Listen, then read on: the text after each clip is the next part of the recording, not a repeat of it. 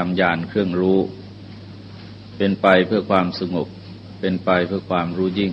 เป็นไปเพื่อความรู้ดีและเป็นไปเพื่อความดับที่พระองค์ได้ตรัสรู้นั้นก็คือสัมมาทิฏฐิปัญญาเห็นชอบสัมมาสังกัปปะความดำริชอบสัมมาวาจาวาจาชอบสัมมากัมมันตะการงานชอบสัมมาวายามะสัมมาชีวะการเลี้ยงชีพชอบสัมมาวายามะความพยายามชอบสัมมาสติความระลึกชอบและสัมมาสมาธิความตั้งใจมั่นชอบซึ่งอธิบายองค์มรรคแต่ละข้อก็ได้พูดมาแล้วในวันก่อนต่อจากนั้นก็ทรงแสดงอริยสัจทั้ง4ประการซึ่งเริ่มต้นด้วยคำว่าชาติความเกิดเป็นทุกข์ชราความแก่เป็นทุกข์มรณะความตายเป็นทุกข์แล้วก็แสดงเรื่อยไปถึงความโศกความร่ำไรรำพันความทุกข์ความเสียใจความคับแค้นใจการต้องการอะไรแล้วไม่ได้ตามความปรารถนาหรือการต้องพลัดพรากจากสิ่งอันเป็นที่รักการต้องเกี่ยวข้องกับบุคคลนั้นไม่เป็นที่รักเป็นทุกข์และในที่สุดก็มาสรุปด้วยคำว่าเมื่อกล่าวโดยสรุปแล้วการที่จิตยึดมั่นถือมั่นในขันธ์ทั้ง5เป็นความทุกข์ลักษณะของความทุกข์ในอริยสัจนั้นต้องเข้าใจว่ามีข้อที่แตกต่างกันกับความเป็นทุกขตาในไตรลักษณ์คือความเป็นทุกขตาในไตรลักษณ์นั้นหมายรวมเอาสรรพสิ่งทั้งหลายทั้งหมดคือจะมีชีวิตหรือไม่มีชีวิตก็ตามแต่ว่าในอริยสัจนั้นเน้นไปที่สิ่งมีชีวิตคือสามารถโศกได้ร่ำไรรำพันได้มีความทุกข์มีความเสียใจได้ความทุกข์เมื่อกล่าวโดยสรุปแล้วก็มีอยู่2ประเภทใหญ่ๆด้วยกันคือทรงใช้คำว่าชาติชรามรณะที่เรียกว่าเป็นสภาวะทุกข์คือทุกข์โดยสภาพหมายความว่าชีวิตทุกชีวิตที่เกิดมาจะต้องประสบกับสภาพเหล่านี้ส่วนความโศกความร่ำไรรำพันความทุกข์ความเสียใจความคับแค้นเป็นต้นนั้นเหตุในปัจจุบันก็เกิดขึ้นมาจากอุปาทานคือใจที่ไปยึดมั่นถือมั่นในสิ่งเหล่านั้นก่อนอื่นจะต้องเข้าใจความหมายหรือขอบข่ายของคำว่าทุกข์เสียก่อนคำว่าทุกข์ในอริยสัจนั้นท่านแสดงลักษณะเอาไว้เป็น4ลักษณะด้วยกันลักษณะแรกก็คือมีปัจจัยปรุงแต่งข้อนี้พึงดูตัวอย่างความเกิดก็เป็นปัจจัยเกิดขึ้นมาจากเหตุปัจจัยทั้งที่เป็นภายในภายนอกทั้งที่เป็นรูปธรรมและทั้งที่เป็นนามธรรมความเกิดในส่วนที่เป็นรูปธรรมคือปัจจัยส่วนที่เป็นรูปธรรมนั้นก็อย่างที่ศึกษาเรียนกันมาในชีววิทยาส่วนที่เป็นนามธรรมทรงแสดงไว้ในมหาตัณหาสังคยสูตรว่ามีองค์ประกอบสำคัญอยู่3ประการคือมีตัณหาสิเนหังมีกิเลสซึ่งเปรียบเหมือนกับยางเหนียวมีกัมมังมีชังมีวิญญาณซึ่งเปรียบเหมือนกับตัวพืชวิญญาณังมีชังมีวิญญาณเหมือนกับตัวพืชหรือหน่อของพืชแล้วก็มีกัมมังเขตังมีกรรมที่บุคคลทำดีและทำชั่วเปรียบเหมือนกับพื้นดินหรือว่าเนื้อหนาองค์ประกอบทั้ง3ประการนี้เวลาทรงแสดงทรงใช้คำโดยสรุปว่าการทับโผหรือบางครั้งก็เรียกว่าปฏิสนธิวิญญาณซึ่งหมายถึงว่าเป็นสิ่งที่จะต้องไปอุบัติในกำเนิดทั้ง4หรือกำเนิดใดกำเนิดหนึ่งเช่นว่าเกิดในครรภ์เกิดในไข่เกิดในของสกปรกและเกิดโดยโอปปาติกะคือผุดเกิดขึ้นมาพวกความแก่ก็มีลักษณะอย่างนั้นคือก็เกิดขึ้นมาด้วยเหตุปัจจัยไม่ใช่ว่านิ่งๆจะแก่เช่นอาศัยกาลอาศัยองค์ประกอบต่างๆสุขภาพพลานามัยซึ่งสังเกตเห็นได้ว่าคนเราแม้มีอายุเท่ากันแต่ก็แก่ไม่เท่ากันเพราะอะไรเพราะว่าไอ้ตัวเหตุปัจจัยที่จะให้เกิดความแก่มีไม่เท่ากันความตายก็มีลักษณะเช่นเดียวกันคือเกิดขึ้นมาจากเหตุจากปัจจัยประการที่2นั้นคือไม่มีอะไรที่รักษาสภาพเดิมไว้ไม่ได้ ความทุกข์บางครั้งท่านแปลว่าทนได้ยากหรือทนอยู่ไม่ได้ซึ่งหมายความว่าเมื่อเกิดมาแล้วก็จะต้องมีการแปรปรวนเปลี่ยนแปลงไปตามเหตุตามปัจจัยของสิ่งเหล่านั้นนี่เราก็ไปจับพินิจพิจารณาได้ไม่ว่าในส่วนของความเกิดความแก่หรือความตายก็ตามตลอดถึงความโศกความร่ำไรรำพันว่ามันอยู่ในสภาพเดิมไม่ได้จะต้องมีการเปลี่ยนแปลงไปคือจะเปลี่ยนแปลงขึ้นหรือว่าเปลี่ยนแปลงลงนั้นก็เป็นอีกเรื่องหนึ่งและประการที่สามก็มีการแผดเผาก่อให้เกิดความเร่าร้อนซึ่งตรงนี้ก็เน้นไปที่ตัวเวทนาคือทุกขเวทนาที่เกิดขึ้นซึ่งบุคคลไม่ต้องการไม่ปรารถนาในความทุกข์เหล่านั้นมีอาการเร่าร้อนมีอาการเบียดเบียนบางทีความทุกข์ก็หมายความว่าเบียดเบียนหรือบางทีใช้คำว่าเคี้ยวกินคือว่าเบียดเบียนความสุขเวลาความทุกข์เกิดขึ้นก็เบียดเบียนความสุขแต่ความสุขเองแกเกิดขึ้นแกก็เบียดเบียนความทุกข์ดังนั้นคำสองคำนี้บางครั้งแปลว่าเคี้ยวกินคือสุขก็แปลว่าเคี้ยวกินทุกข์ทุกข์ก็แปลว่าเคี้ยวกินสุขซึ่งหมายความว่าลักษณะทั้งสองอย่างนี้จะเกิดร่วมกันในจุดเดียวกันในขณะเดียวกันไม่ได้ปกิณกทุกข์ทั้งหลายซึ่งส่วนมากแล้วก็จะเกิดมาจากอุปาทานคือจิตที่ไปยึดถือความยึดถือโดยหลักของอุปาทานนั้นก็ยึดถืออยู่หลายแนวเช่นยึดถือว่าเป็นของเราด้วยอำนาจของตัณหา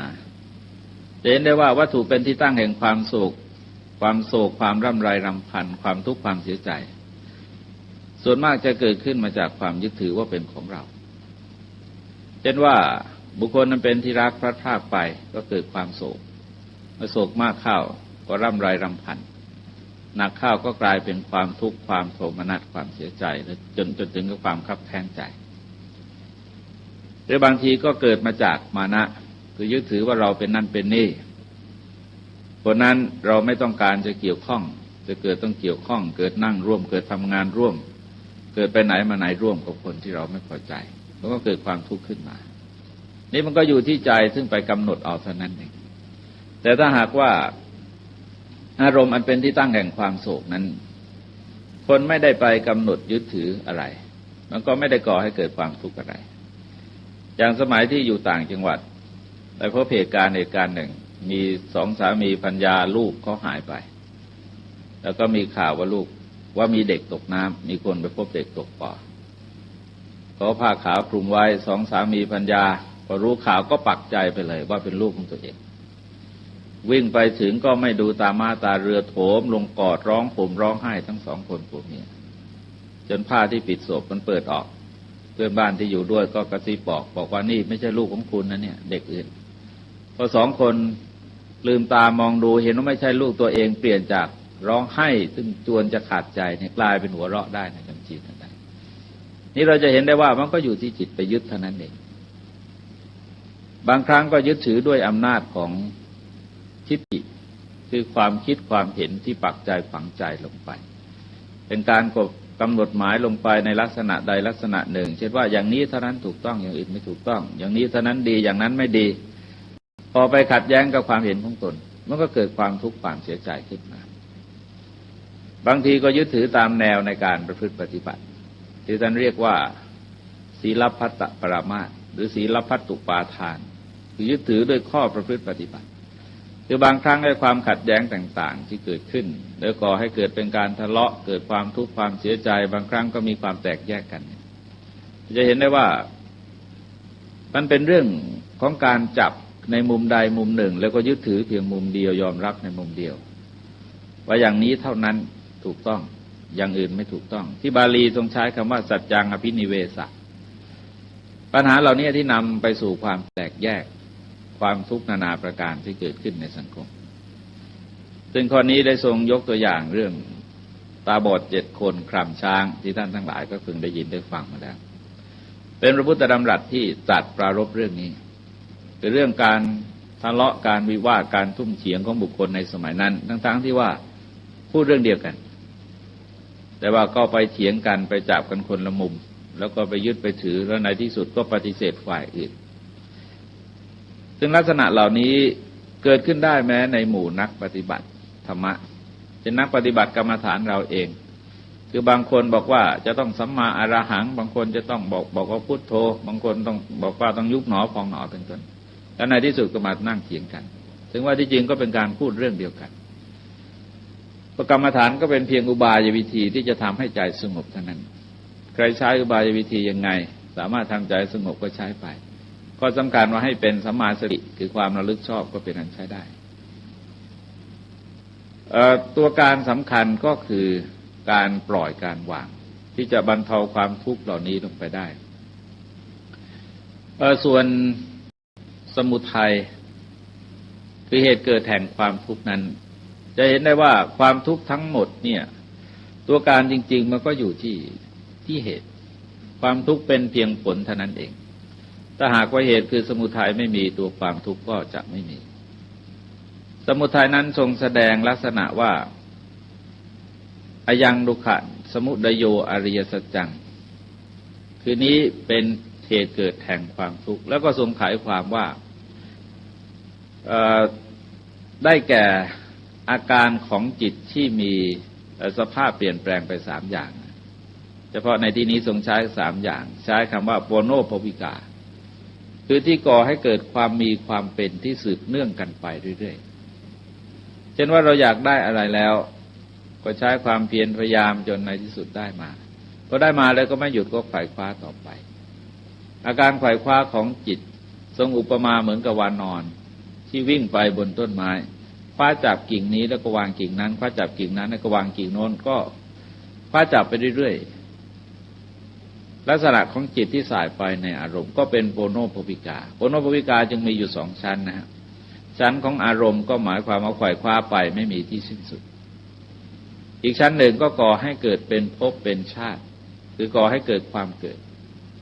ในกำเนิดนั้นๆพระทรงแสดงไว้ว่าตัณหาชเนติปุริสังตัณหานี่ทำชนให้เกิดเพราะงั้นตราบใดที่ยังมีตัณหาการเกิดในสังสารวัฏก็ต้องมีอยู่ร่ำไปข้อต่อไปทรงใช้คำว่านันดิรากะสาแกตา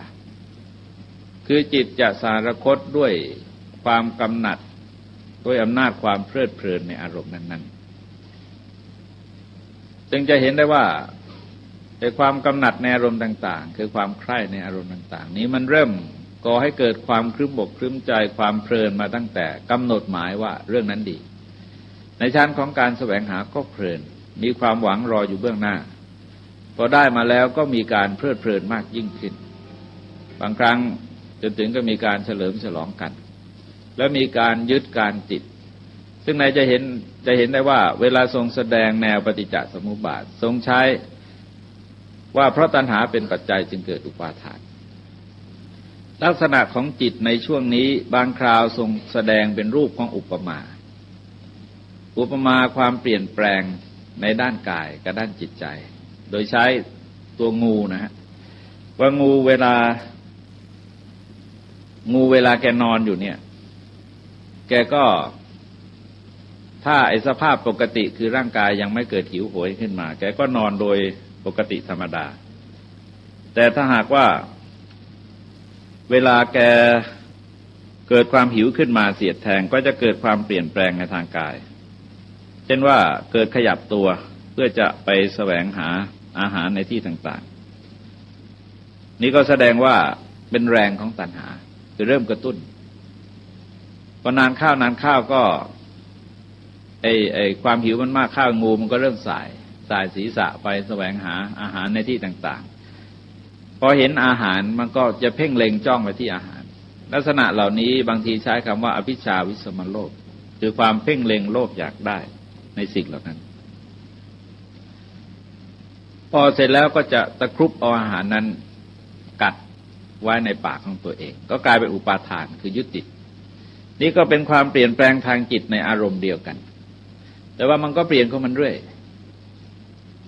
แล้วในที่สุดก็จะเกิดความเพลินโดยยิ่งคือเพลิดเพลินโดยยิ่งที่เรียกว่าตตราภินันทินีคือจะเพลิดเพลินยิ่งขึ้นในอารมณ์เหล่านั้นโดยทรงจำแนกลักษณะของตัณหาเอาไว้เป็น3ประการด้วยกันเฉพาะในที่นี้นะฮะแต่ว่าปริยายของธรรมะทรงแสดงไว้เป็นอเนก บางครั้งก็มีชื่อเรียกที่แตกต่างกันออกไปบางครั้งทรงใช้คำว่าวิสัตติกาคือซ่านไปในอารมณ์ต่างๆบางครั้งก็ใช้คำว่าชับปาแปลว่าผู้กระซิบกระซาบใจบางครั้งก็ใช้ในลักษณะของเถาวัลย์คือเลื้อยไปเรื่อยๆคือจับเกาะไปเรื่อยๆส่วนมากจะทรงใช้คำที่มองเห็นในเชิงรูปธรรมได้เพราะว่าตัณหานั้นเป็นนามธรรมถ้าใช้คำมีความหมายทางนามธรรมเกินไปก็มองไม่เห็นแต่ถ้าแสดงออกมาในเชิงรูปธรรมด้วยก็ทำให้คนเห็นภาพชัดเจนขึ้นแต่ว่าตัวตัณหาจริงๆเวลาเราแปลว่าอาการทะเยอทะยานอยากได้ในอารมณ์ต่างๆซึ่งอาการดิ้นไปสายไปของจิตเป็นปริมาณความต้องการที่สูงเพิ่มขึ้นก็แบ่งออกมาเป็นกามตัณหาคือความทะยานอยากได้ในอารมณ์ที่ตนใคร่อารมณ์ที่ตนใคร่เราเรียกว่าวัตถุกามนะฮะแปลว่าวัตถุเป็นที่ใคร่ของคนเป็นที่ใคร่เป็นที่พอใจของคนซึ่งก็ไม่เกินไปจากวัตถุหกคือรูปเสียงกลิ่นรสโผฏฐัพพะไอ้คำว่าโผฏฐัพพะเนี่ยมันเป็นออกจากภาพที่มองไม่ค่อยชัดฮะหมายถึงสิ่งที่เย็นร้อนอ่อนแข็งยืดเหนียวอะไรต่างๆที่เราต้องถูกด้วยมือด้วยเท้าเนี่ยฮะด้วยอวัยวะต่างๆเราจะรู้สิ่งเหล่านั้นด้วยอวัยวะแต่ว่าบาลีท่านใช้คำว่าโผฏฐัพพะซึ่งรูปเสียงกลิ่นรสพอฟังแล้วก็เข้าใจพอถึงโผฏฐัพพะแล้วก็ติดตัวบาลีทุกทีเลยคือสิ่งที่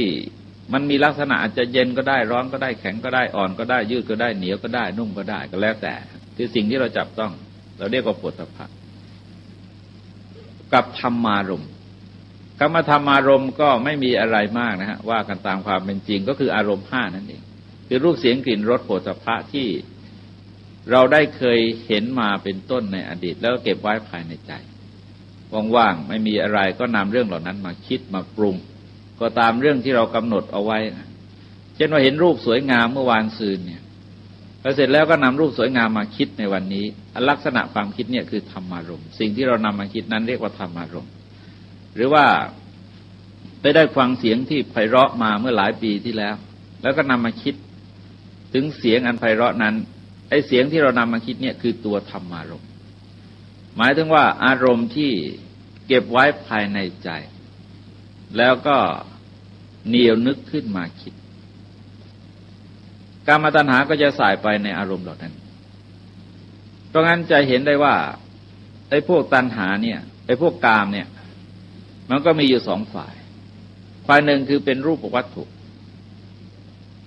ได้แก่รูปเสียงกลิ่นรสโผฏฐัพพะดังกล่าวแล้วอีกฝ่ายหนึ่งก็คือตัวกิเลสที่เป็นเหตุให้มันเกิดความใคร่เช่นอะไรท่านเรียกแตกต่างกันตามความเข้มข้นนะฮะจริงๆมันก็อยู่ในกลุ่มเดียวกับตัณหานั่นเองเช่นว่ารติคือความยินดีนี่ก็ไม่ค่อยจะรุนแรงเท่าไหร่บางทีใช้ความหมายของธรรมะก็ได้เช่นว่าความยินดีในธรรมบางทีก็ใช้คำว่าฉันทะแปลว่าความพอใจบางทีใช้คำว่าราคะแปลว่าความกำหนัดอันนี้รุนแรงขึ้นฮะบางทีใช้คำว่าความรักที่เรียกว่าเปรมะบางทีใช้คำว่าโลภะความโลภหรือบางครั้งก็ใช้อวิชชาวิสมะโลภะหรือความเพ่งเล็งโลภอยากได้เป็นต้นก็สรุปว่าเป็นเรื่องของกิเลสกามเป็นกลุ่มของกามตัณหานั่นเองแต่ว่าอาการความเข้มข้นไม่เหมือนกันเพราะงั้นเวลาใช้คำจึงใช้ไม่เหมือนกันคือศัพท์ทางศาสนาถ้าเราเข้าใจตัวศัพท์บาลีเวลาทรงใช้ไปเราจะเห็นถึงความเคลื่อนไหวของรูปบาลีเหล่านั้นด้วยลักษณะของกิเลสลักษณะอารมณ์ลักษณะของธรรมะว่ามันมีความเข้มข้นเป็นยังไงมีอาการเป็นยังไงแต่ทั้งนี้ก็ต้องอาศัยเข้าใจถึงถ้อยคำเขาเรียกว่าเข้าใจโดยอรรถะและพยัญชนะของคำนั้นๆกามตัณหามันก็มีลักษณะดังกล่าวคือลองสังเกตดูว่าจะมีความเป็นที่สืบเนื่องกันไปจิตก็จะพัวพันด้วยอำนาจความกำหนัดยินดีในอารมณ์เหล่านั้นแล้วก็จะเพลิดเพลินในอารมณ์เหล่านั้นแล้วก็เพลินอยู่เรื่อยไปอย่างบางครั้งทรงแสดงออกมาเป็นรูปของขบวนการที่อาจจะก่อมาจากภายนอกหรือออกมาจากภายในก็ตามยกตัวอย่างเช่นว่าพอเห็นรูปก็เกิดพอใจมันก็เพาะเชื้อความพอใจขึ้นภายในใจ เราจะเห็นว่าเราเห็นรูปคราวแรกถ้ายังไม่ถึงการวินิจฉัยเนี่ยพอใจไม่พอใจจะไม่เกิดขึ้นมันต้องวินิจฉัยซะก่อนว่าดีหรือไม่ดีคือเราจะต้องรู้คุณค่าของสิ่งเหล่านั้นซะก่อนไม่ใช่ว่านิ่งๆมันเกิดรูปบางอย่างจะไม่สร้างความเปลี่ยนแปลงอะไรแก่เราเลยถ้าเรายังไม่รู้ว่ามันเป็นอะไรลักษณะของความคิดนี้ก็พึงดูตัวอย่างไอ้เรื่องไก่แจ้กับพลอยที่เราเคยเรียนกันมาจะเห็นได้ว่าไอ้ตัวไก่แจ้เองแกก็ไม่รู้คุณค่าของพลอยเพราะงั้นพลอยจึงไม่สร้างความเปลี่ยนแปลงอะไรให้เกิดขึ้นแก่จิตใจของไก่แจ้เลยคือไม่ได้อยากได้อะไรหรือว่าไม่ได้ชิงชังอะไรแต่ว่าในขณะเดียวกันเม็ดข้าวเปลือกซึ่งมีเชื้อความพอใจคือแกเคยกินมาแกพอเห็นเม็ดข้าวเปลือกมันก็เป็นการไปบวกกับเชื้อที่มีอยู่แล้วจะเรียกว่ากามธาตุคือเชื้อความใคร่ในสิ่งเหล่านั้นที่มีอยู่แล้วแกก็เกิดพุ่งไปหาแต่ว่าในชั้นความเปลี่ยนแปลงทางจิตนั้นทรงแสดงว่ามันเป็นอะไรฮะมันเป็นกามธาตุคือเชื้อความใคร่และใจก็จะกำหนดว่าสิ่งนั้นน่าใคร่น่าพอใจพอกำหนดมากเข้ามันก็จะมีความคิดถึงเรียกว่ากามสังกัปปะคือดำริถึงด้วยอำนาจความใคร่พอดำริถึงมากเข้ามันจะเกิดความพอใจเราเรียกว่ากามฉันทะพอมีความพอใจสูงขึ้นมันจะเกิดความเปลี่ยนแปลงทางจิตเป็นความเร่าร้อนเรียกว่ากามปริลาหะพอเกิดความเร่าร้อนมากเข้ามันก็สายลักษณะเหมือนงูอย่างที่ว่ามาแล้วจะเริ่มสายก็เป็นกามปริเยสนาคือแสวงหาในสิ่งที่ใคร่พอแสวงหาก็จะมีการได้มาแต่ถ้าชั้นของการแสวงหาบางครั้งจิตใจเราไม่ค่อยดีนะฮะคือมันถูกกิเลสมากไปอาการแสวงหามันก็ออกนอกทางกลายเป็นมิจฉาอาชีวะคือการเลี้ยงชีวิตในทางที่ผิดออกมาเป็นทุจริตแต่ถ้าพอคุมได้การแสวงหาก็ยังอยู่ในขอบข่ายที่ถูกต้องอยู่นั่นเองเมื่อมีการได้มาก็มีการยึดถือมีการยึดถือก็มีการหวงแหนมีการหวงแหนก็มีการป้องกันมีการรักษามีการป้องกันมีการรักษาก็มีการต่อสู้เพื่อรักษาสิ่งเหล่านั้นเอาไว้การยกพวกเข้าตีการต่อสู้ป้องกันรักษาทรัพย์สมบัติมันก็เกิดขึ้นกลายเป็นขบวนการที่หมุนกันอยู่ตลอดเวลาไม่ว่าในเรื่องอารมณ์อะไรก็ตามนี่ก็เพราะอะไรเพราะปัจจัยสองอย่างแต่ปัจจัยภายนอกว่าจริงๆมันไม่สำคัญอะไรรูปเสียงกลิ่นรสโผฏฐัพพะเนี่ยมันเป็นตัวกลางเฉยๆคือว่าพระอริยบุคคลกับสามัญชนก็มองเห็นเหมือนกันแต่รูปก็รูปเดียวกันเสียงก็เสียงเดียวกันกลิ่นก็กลิ่นเดียวกันแต่ว่าไอ้ตัวกิเลสกรรมของพระอริยบุคคลไม่มีเท่านั้นเองดังนั้นไอ้ลักษณะที่เรียกว่าก่อให้เกิดความมีความเป็นก่อให้เกิดความกำหนัดความเพลิดเพลินหรือยินดียิ่งในอารมณ์เหล่านั้นก็ไม่เกิดแก่ภายในใจของพระอริยบุคคลเพราะว่าไอ้ตัวกิเลสกรรมซึ่งเป็นตัวเชื้อจริงๆมันไม่มีต่อไปก็เป็นภวะตัณหาภวะตัณหานี่พื้นความคิดจริงๆนะฮะตัวเชื้อจริงๆเขาบอกว่ามันเกิดมาจากสัสสตทิฏฐิคือมองเห็นสภาวะอย่างหนึ่งเป็นของเที่ยงแท้แน่นอนแล้วก็ปรารถนาที่จะไปเกิดในสถานที่เหล่านั้นภาวะตัณหาจึงมุ่งไปในที่ของความการจะต้องบังเกิดในภพในชาติที่เราเข้าใจกันว่าประณีตเช่นอะไรต้องการจะไปอยู่ร่วมกับพระเจ้าหรือว่าในความเชื่อถือของชาวพุทธเราบางพวกก็มีนะฮะต้องการจะไปเกิดในนิพพานที่เป็นเมืองแก้วอยู่กันเป็นเมืองแก้วอย่างนั้นนะคือไม่คิดถึงว่าไอ้แก้วมันไม่ถูกแสงแดดมันร้อนอ่ะก็ไม่ได้คิดอะไรไปคิดจะอยู่เมืองแก้วไม่รู้ว่ารูปร่างมันเป็นยังไงแต่ก็อยากจะไปอยู่เมืองแก้วกันคือคิดว่าเป็นชีวิตนิรันดรนะนี่เพราะอะไรเพราะมีสัสสตทิฏฐิคือเชื่อความเห็นว่ามีสภาวะอย่างหนึ่งที่เที่ยงแท้แน่นอนเราก็พอมองเห็นว่าชีวิตเรานี่ไม่เที่ยงแท้แน่นอนเลยก็ไขว่คว้าสภาวะอย่างหนึ่งซึ่งมันเป็นของเที่ยงแท้แน่นอนโดยไม่ได้คิดนะเพราะมันมีตัณหาปิดบังจิตเอาไว้ว่าถ้ามันมีการเกิดในลักษณะนั้นจริงไอ้สิ่งที่เกิดเนี่ยมันก็เป็นสังขารนะและตัวสัจธรรมนั้นพระพุทธเจ้าทรงแสดงว่าสัพเพสังขารานิจจาสังขารทั้งหลายเป็นของไม่เที่ยงเพราะฉะนั้นเมื่อสังขารก็ต้องไม่เที่ยงเมื่อไม่เที่ยงก็ต้องเป็นทุกข์เมื่อเป็นทุกข์ก็ต้องเป็นอนัตตามันก็เข้าใจรักเหมือนเดิมก็ไม่เห็นมันเปลี่ยนแปลงอะไรขึ้นไม่เห็นมันดีพิเศษอะไรขึ้นมาและสภาวะที่เที่ยงแท้อย่างนั้นเป็นเรื่องที่เราคิดเอาเองโดยไม่นมองอีกชั้นหนึ่งว่าสมมติเรามีอยู่จริงแล้วจะอยู่กันได้ยังไงเช่นว่านอนตลอดเวลายืนตลอดเวลาเดินตลอดเวลาเราก็อยู่ไม่ได้อยู่แล้วนะเป็นสภาพที่มองเห็นกันชัดๆว่ามันขัดแย้งกับความเป็นจริงแต่ก็อาศัยสัสสตทิฏฐิซึ่งเป็นพื้นใจก็ทำให้เกิดฝ่ายคว้าปรารถนาในลักษณะอย่างนั้น อีกประการหนึ่งหมายถึงว่าต้องการความมีความเป็นต้องการเป็นนะฮะต้องการเป็นอย่างนั้นเป็นอย่างนี้เป็นอย่างโน้นก็เห็นใครเป็นที่เราชอบคือหมายความว่าต้องเราชอบนะฮะถึงเราอยากเป็นแล้วก็ปรารถนาความเป็นเหล่านั้นบางครั้งบางคราวความปรารถนาเนี่ยเนื่องจากมันเป็นอาการของตัณหาเป็นอาการของกิเลสมันมีโมหะคลุมอยู่ตลอดนะฮะกิเลสทั้งหลายนี่แล้วไม่ได้นึกถึงความเหมาะความควรความสามารถที่จะเป็นบางทีคนสามัญธรรมดาว่างๆอยากจะเป็นนายกเสียเลยนี่เพราะอะไรเพราะเราไม่ได้คิดว่านึกว่าเป็นนายกแล้วคงจะใหญ่โตคงจะทำงานอะไรได้สบายแต่ไม่ได้นึกถึงว่าคนเป็นนายกจะต้องมีความรู้อะไรอยู่บ้างนี่ไม่ได้คิดอะไรนี่เพราะอะไรเพราะตัวโมหะที่มันเจือปนอยู่แล้วก็แสดงออกมาในรูปทะเยอทะยานอยากจนไม่มีเหตุมีผลอะไรเลยนี่ก็เป็นอาการของภาวะตัณหาคือต้องการเป็นอีกอย่างหนึ่งก็เรียกวิภาวะตัณหาคือต้องการไม่มีไม่เป็นพื้นความต้องการเนี่ยคือชิงชังโลกเป็นลักษณะชิงชังโลกชิงชังชีวิตต้องการในมันขาดศูนย์ไปเลยแนวความคิดที่เป็นเหตุให้เกิดแนวนี้ขึ้นมาก็คืออะไรคืออุเฉททิฏฐิคือความเห็นว่ามันมีบางสิ่งที่มันขาดศูนย์ไปแล้วสิ่งอะไรที่เราไม่ชอบเราก็ต้องการให้ขาดศูนย์ไปเราเองบางทีก็ไม่ต้องการจะเกิดอีกแล้ว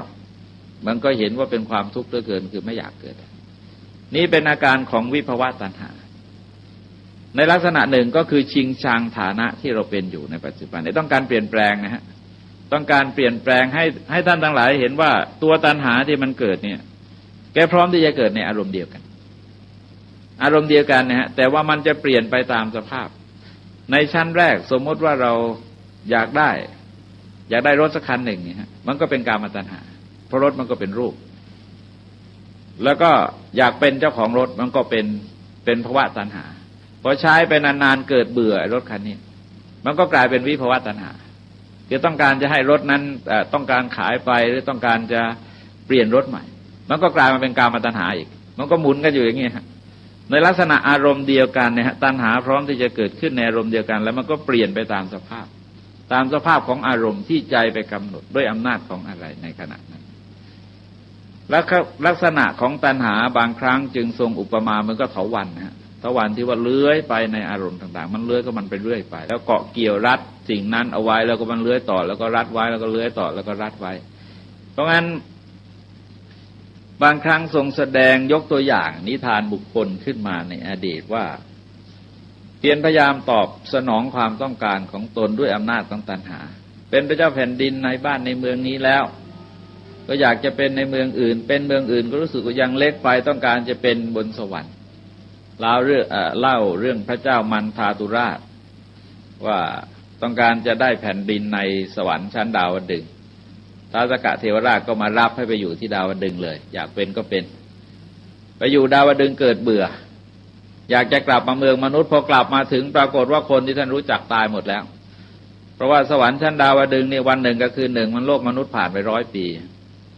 แต่ท่านไปอยู่ไม่กี่วันไม่มีรู้จักใครเลยกลับมาถึงก็กลายเป็นคนแก่ตามสภาพเนี่ยเป็นการสอนในเชิงรูปธรรมที่เราจะมองในแง่ของความจริงและเราจะเห็นว่าลักษณะของตัณหามันก็เป็นก็มันอย่างนี้ด้วยทีนี้ตัณหาเป็นตัวนำไปสู่ภพด้วยคือนำไปสู่ความเกิดในภพต่างๆอย่างที่ว่ามาแล้วเพราะงั้นไอ้ความทุกข์คือชาติชรามรณะ3อย่างเนี่ยฮะมันเกิดจากตัวตัณหาที่นำไปสู่ภพด้วยแล้วข้อต่อไปทรงแสดงจะเห็นว่าชุดทุกข์กับชุดสมุทัยเนี่ยคือเป็นชุดของวัฏฏะหมายความว่าตราบใดที่มีตัณหาตราบนั้นก็ต้องมีทุกข์ตราบใดที่มีทุกข์แสดงว่ายังมีตัณหาอยู่สิ่งทั้งสองนี้จะเป็นเหตุเป็นปัจจัยของกันและกันอยู่ด้วยแต่ถ้าหมดทุกข์ก็แสดงว่าไม่มีตัณหาหรือถ้าไม่มีตัณหาก็แสดงว่าหมดทุกข์มันก็เป็นอีกด้านหนึ่งคือเป็นโลกุตระเป็นชั้นที่เหนือโลกอริยสัจสี่จึงเป็นการสรุปคำสอนทั้งหมดในศาสนาไว้นะฮะท่านทั้งหลายจะเห็นว่าพระพุทธเจ้าเทศตั้ง45 ปีนะแต่เราดูแล้วพระพุทธวจนะทั้งหมดคืออริยสัจสี่ทั้งหมดเลยไม่ได้อื่นไปจากอริยสัจสี่แม้แต่ข้อเดียวกฎเกณฑ์ธรรมชาติธรรมดาทั้งหลายที่มีอยู่เป็นอยู่อย่างนั้นก็คือทุกขสัจทั้งหมดตัวเหตุเกิดแห่งพวกกิเลสทั้งมวลที่เราเรียกอะไรนะฮะบางทีเราเรียกกิเลส1,500ตัณหา108 มันก็คือพวกสมุทัยเป็นเหตุเกิดแห่งความทุกข์ทั้งหมดทีนี้อีกกลุ่มหนึ่งเป็นกลุ่มของวิวัตตะคือกลุ่มที่พ้นจากการเวียนว่ายตายเกิดได้แก่ทุกขนิโรธแปลว่าความดับทุกข์ทุกขนิโรธนี่ทรงอธิบายไว้เฉพาะในที่นี้นะฮะคำว่านิโรธแปลว่าความดับในสมัยปัจจุบันพาเครื่องใช้ของแขกบางอย่างใช้นิโรธเป็นภาษาธรรมมันสัก30-40 คำนะฮะความหมายเดียวกันหมดเลยคือหมายถึงนิพพานทั้งหมดเลยแต่ในที่นี้ทรงใช้ไขความไป5 คำบาลีคำว่าใช้คำว่าโยตัสสะเยวะตัณหายะอาเสสะวิรากะนิโรโธคือการดับโดยไม่เหลือแห่งตัณหาเหล่านั้นหมายถึงว่าเป็นสภาวะที่ตรงกันข้ามกับตัณหาในที่ใดมีตัณหาที่นั้นไม่มีนิโรธในที่ใดมีนิโรธในที่นั้นไม่มีตัณหาเพราะงั้นตัณหาดับไปในจุดใดในจุดนั้นก็คือนิโรธแต่จะเป็นการดับโดยไม่เหลือนะโดยเป้าสูงจริงๆแต่ในชั้นของปริยายธรรมะที่ทรงแสดงเอาไว้ลักษณะความดับทรงใช้คำว่าวิมุตตินะฮะวิมุตติกับนิพพานที่ใช้คำกระจายลงมาข้างล่างนะฮะจะใช้คำ2 คำวิมุตติหมายถึงจิตหลุดพ้นนิพพานแปลว่าความดับนะฮะนิพพานก็นิพพานนิโรธวิมุตติคำเดียวกันนะฮะใช้ความหมายถึงสภาพที่ดับเพลิงกิเลสและเพลิงทุกข์เหมือนกันแต่ว่าวิมุตติทรงแบ่งไว้เป็น5 ประการเพราะงั้นใน5 ประการนี่แหละมันมีวิมุตติที่เรามีกันได้ซึ่งหมายความว่านิโรธหรือนิพพานเนี่ยเราก็มีกันอยู่ในชีวิตประจำวันท่านใช้คำว่าตทังกวิมุตติคือดับด้วยองค์นั้นๆหรือหลุดพ้นจากอำนาจกิเลสด้วยองค์นั้นๆถ้าเรียกว่านิพพานเรียกว่าสันทิฏฐิกะนิพพานสันทิฏฐิกังนิบานังคือนิพพานที่เราเห็นกันได้ในขณะนั้นๆหมายถึงอะไรอย่าลืมว่าคำว่านิโรธนิพพานวิมุตติอะไรต่ออะไรเนี่ยฮะมันหมายถึงดับกิเลสกับดับทุกข์ดับกิเลสกับดับทุกข์2 อย่างที่จริงอย่างเดียวคือดับกิเลสเพราะว่าทุกข์มันเป็นผลของกิเลสเมื่อดับกิเลสความทุกข์ก็ดับด้วยแต่ว่าโบราณนั้นท่านใช้สรุปตามแนวของอาทิตตปริยายสูตรว่าดับเพลิงกิเลสและเพลิงทุกข์พระพุทธเจ้าทรงแสดงเพลิงไว้2 เพลิงนะฮะเพลิงกิเลสกับเพลิงทุกข์เพราะงั้นนิโรธก็คือดับเพลิงกิเลสและเพลิงทุกข์แต่ว่าเวลาดับจริงๆดับเฉพาะเพลิงกิเลสเท่านั้นเมื่อเพลิงกิเลสดับความทุกข์ก็ดับเพราะความทุกข์มันเป็นผลเฉยๆวิมุตติก็แบ่งไว้เป็น5 ระดับไอ้ระดับแรกนั้นท่านทั้งหลายจะเห็นว่าก็คือระดับในชีวิตของเราเนี่ยฮะที่เราแต่ละคนเราก็วิมุตติกันมาพอสมควรนะอย่างตัวอย่างท่านทั้งหลายเนี่ยฮะถ้าลองมองย้อนความคิดดูว่าเกิดความคิดว่าวันเสาร์นี่จะมาบำเพ็ญจิตภาวนาที่นี่แต่ก็มีความคิดหนึ่งว่ามีธุระมีความจำเป็นหรือไม่ค่อยสบายวันนี้เป็นหวัดไออยู่น่าจะพักสักวันมันมีความคิดเหล่านี้แต่พอดีท่านมาได้ก็แสดงว่าดับกิเลสเหล่านี้ได้ดับกิเลสที่ขัดขวางไม่ให้ท่านทำได้นี่เราก็ดับด้วยองค์นั้นเช่นเกิดความโกรธขึ้นมาเราดับความโกรธได้มีเยอะไปความโกรธที่เราดับได้เราไม่เอาออกมาถ้าพูดถึงว่าออกมาหมดแล้วโลกคงจะไม่อยู่กันอย่างนี้ดังนั้นไอ้ระดับของตทังกวิมุตติหรือว่าสันทิฏฐิกังนิบานังนิพพานที่เราดับเห็นได้เราดับกันมาตลอดอารมณ์แย่บางอย่างที่เกิดขึ้นภายในจิตใจแต่มันแสดงออกมาไม่ได้เพราะถ้าหากว่าแสดงออกมาแล้วมันก็มีเรื่องใหญ่โตเหลือเกินเราก็หักห้ามเอาไว้เราอาจจะดับด้วยอะไรอาจจะดับด้วยความอดทนอาจจะดับด้วยความข่มใจเอาไว้อาจจะดับด้วยการให้อภัยอาจจะดับด้วยการให้การแสดงเมตตาหรือยังดับที่ทรงแสดงไว้ด้วยองค์ธรรมนั้นๆนะฮะเช่นว่าอโตเทนะชินเนโกทังชนะความโกรธด้วยไม่โกรธอาสาตุงสาทิเน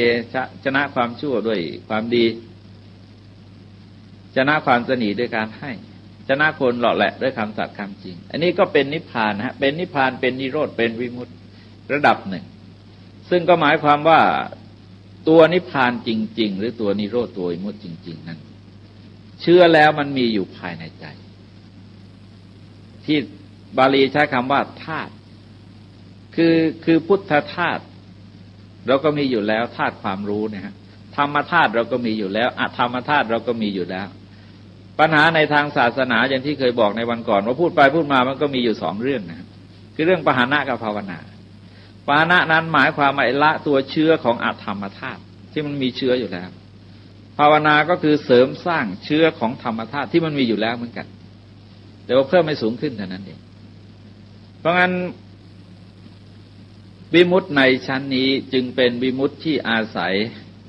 เหตุผลอาศัยการข่มใจการหักห้ามใจเนี่ยเราก็บรรลุได้แล้วเราก็เห็นได้ลองมองอีกมุมหนึ่งแล้วจะเห็นได้ชัดว่าเนี่ยมันเป็นการยุติเวรยุติภัยยุติความทุกข์ต่างๆเช่นเกิดโกรธขึ้นมาเราดับความโกรธทีนี้สมมติเราไม่ดับแต่การทะเลาะวิวาทการทุ่มเถียงการใช้อาวุธฆ่าประหารกันก็เกิดขึ้นความทุกข์ที่ยังไม่เกิดมันก็เกิดขึ้นติดตามมาแต่พอเราดับได้เลยหยุดกระบวนการความทุกข์ทั้งแถวนี่มันหยุดนี่เรียกว่าเป็นตทังกวิมุตติหรือสันทิฏฐิกังนิพพานังนิพพานที่เราเห็นได้กันจะในตอนนั้นเนี่ยเราก็ดับกันมาวันนึงตั้งหลายครั้งหลายคนถ้าไม่ดับโดยเฉพาะเช่นความเกียจคร้านการผลัดวันประกันพรุ่งความเบื่อหน่ายหรือความท้อถอยมันก็ครอบงำเราได้แต่อาศัยเราดับมันได้เราก็ชนะมันมาได้ตลอดชนะบ้างแพ้บ้างนะฮะแต่ก็ไม่ถึงกับราบคาบคือไม่ถึงกับแพ้ราบคาบอะไรในชั้นหนึ่งเรียกว่าวิคัมภนวิมุตติเป็นการหลุดพ้นจากอำนาจของกิเลสด้วยกำลังของสมาธินะฮะกำลังของสมาธิจนถึงกับฌานท่านเห็นว่าเวลาเราปฏิบัติสมาธิถ้าจิตเราเข้าถึงสมาธิสักระดับหนึ่งฮะกิเลสมันสงบไปแต่ว่าพอออกจากสมาธิกิเลสมันก็เกิดอีก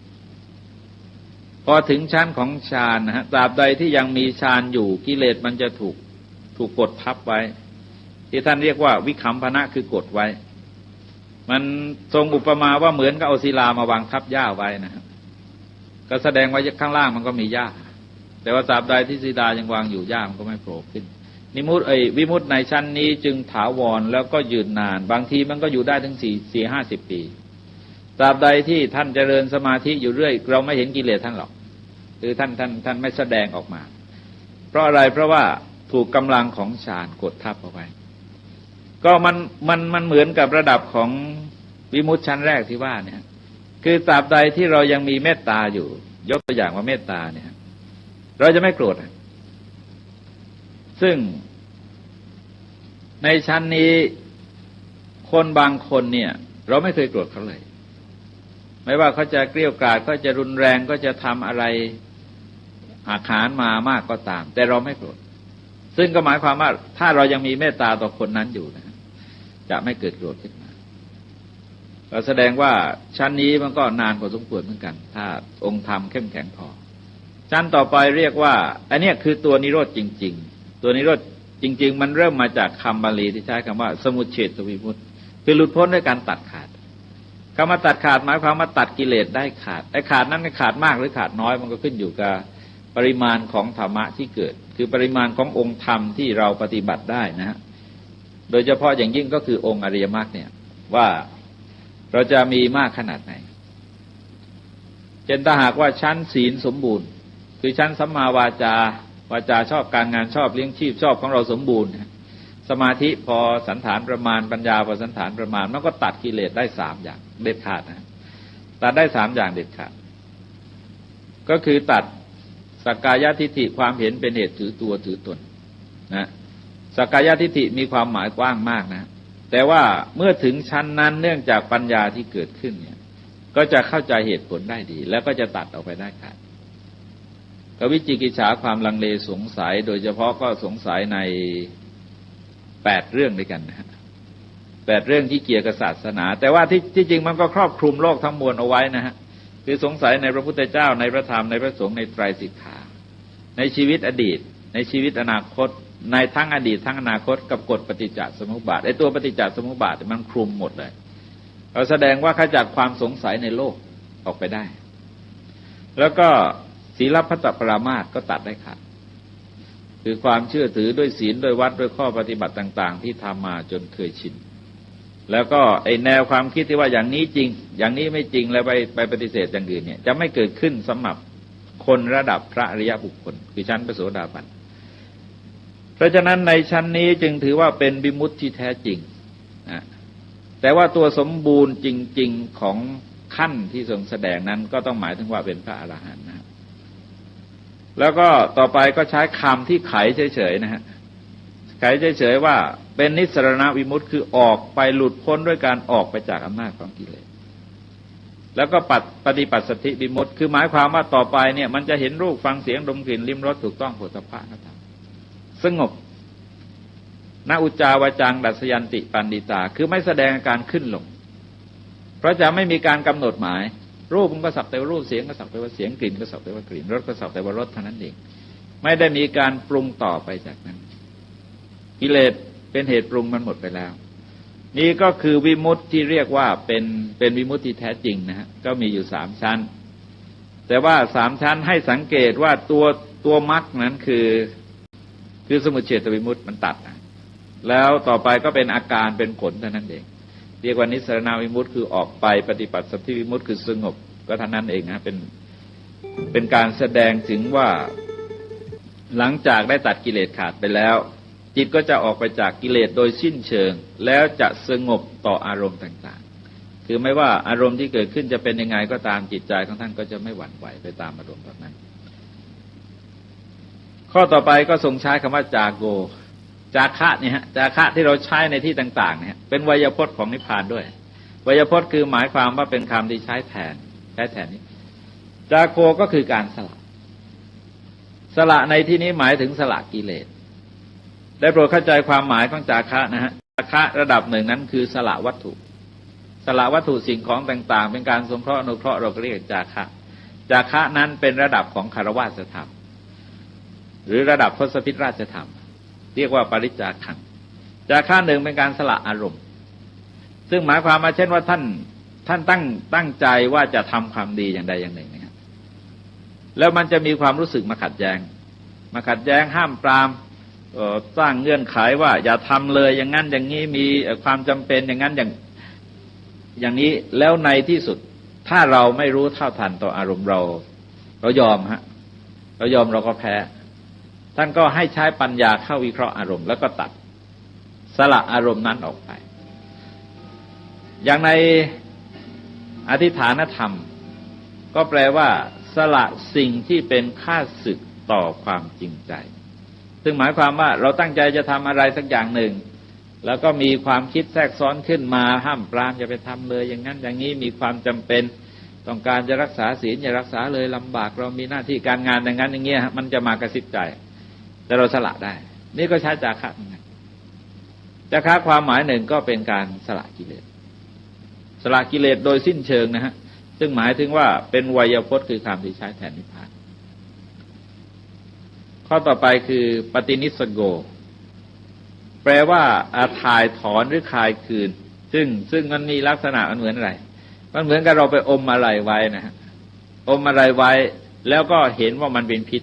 แล้วคายทิ้งไปเป็นการอุปมาให้เห็นไอ้สิ่งที่เราคายทิ้งไปเนี่ยมันไม่มีใครไปหยิบมากินอีกคือพูดให้มองเห็นภาพเป็นความเคลื่อนไหวได้แปลว่าคายคืนคือว่าหลงปล่อยให้เข้าปากแล้วเราก็คายทิ้งไปคายทิ้งก็คือคายทิ้งไปเลยไม่ได้ไปติดใจมันอีกแล้วนี่มุตติฮะความหลุดพ้นในที่นี้ทรงใช้คำว่ามุตติเฉยๆไม่ใช้คำว่าวิมุตติแต่ว่าความหมายเหมือนกันนะฮะหมายถึงว่ามุตติคือหลุดพ้นจากอะไรหลุดพ้นจากอำนาจของตัณหานั้นอีกตัณหาที่เคยให้ดิ้นรนทะเยอทะยานอยากต่อจากนั้นก็ไม่ดิ้นรนทะเยอทะยานอยากตัณหาที่ก่อให้เกิดความเป็นมีคนบางคนเราลองดูถึงว่าอย่างพระพุทธเจ้าเนี่ยฮะตอนเป็นพระโพธิสัตว์ที่จริงท่านก็บรรเทาตัณหาได้เยอะแล้วแต่ตอนมาถึงที่ราชสำนักของพระเจ้าพิมพิสารชวนให้เป็นพระเจ้าแผ่นดินถวายแคว้นอังคะทั้งแคว้นนะซึ่งแคว้นอังคะว่าจริงๆก็ใหญ่กว่าแคว้นตะกะนะถ้าพระองค์เป็นก็เป็นราชาธิปไตยเลยแต่พระองค์ก็บรรเทาไอ้พวกภวะตัณหาลงไปได้เยอะก็ไม่เอาไม่ต้องการความเป็นเหล่านั้นอีกทีนี้เป็นความหลุดพ้นที่แท้จริงหลุดพ้นโดยไม่หวนกลับมาไม่หวนคืนมาสู่อำนาจสิ่งเหล่านั้นอีก จึงใช้คำอีกคำหนึ่งว่าอนาลโยแปลว่าไม่มีความอะไรไม่มีความอะไรในสิ่งนั้นไม่ว่าจะทำยังไงก็ตามคือใครจะปรุงแต่งตกแต่งยังไงก็ตามมีคนบางคนนะฮะพวกมารเคยปลอมมาทูลให้พระพุทธเจ้าออกเป็นพระเจ้าแผ่นดินที่ทรงธรรมเพราะว่าเขาบอกว่าพระพุทธเจ้าสามารถที่จะบันดาลให้ภูเขาเป็นทองได้ทั้งลูกเนี่ยเพราะงั้นถ้า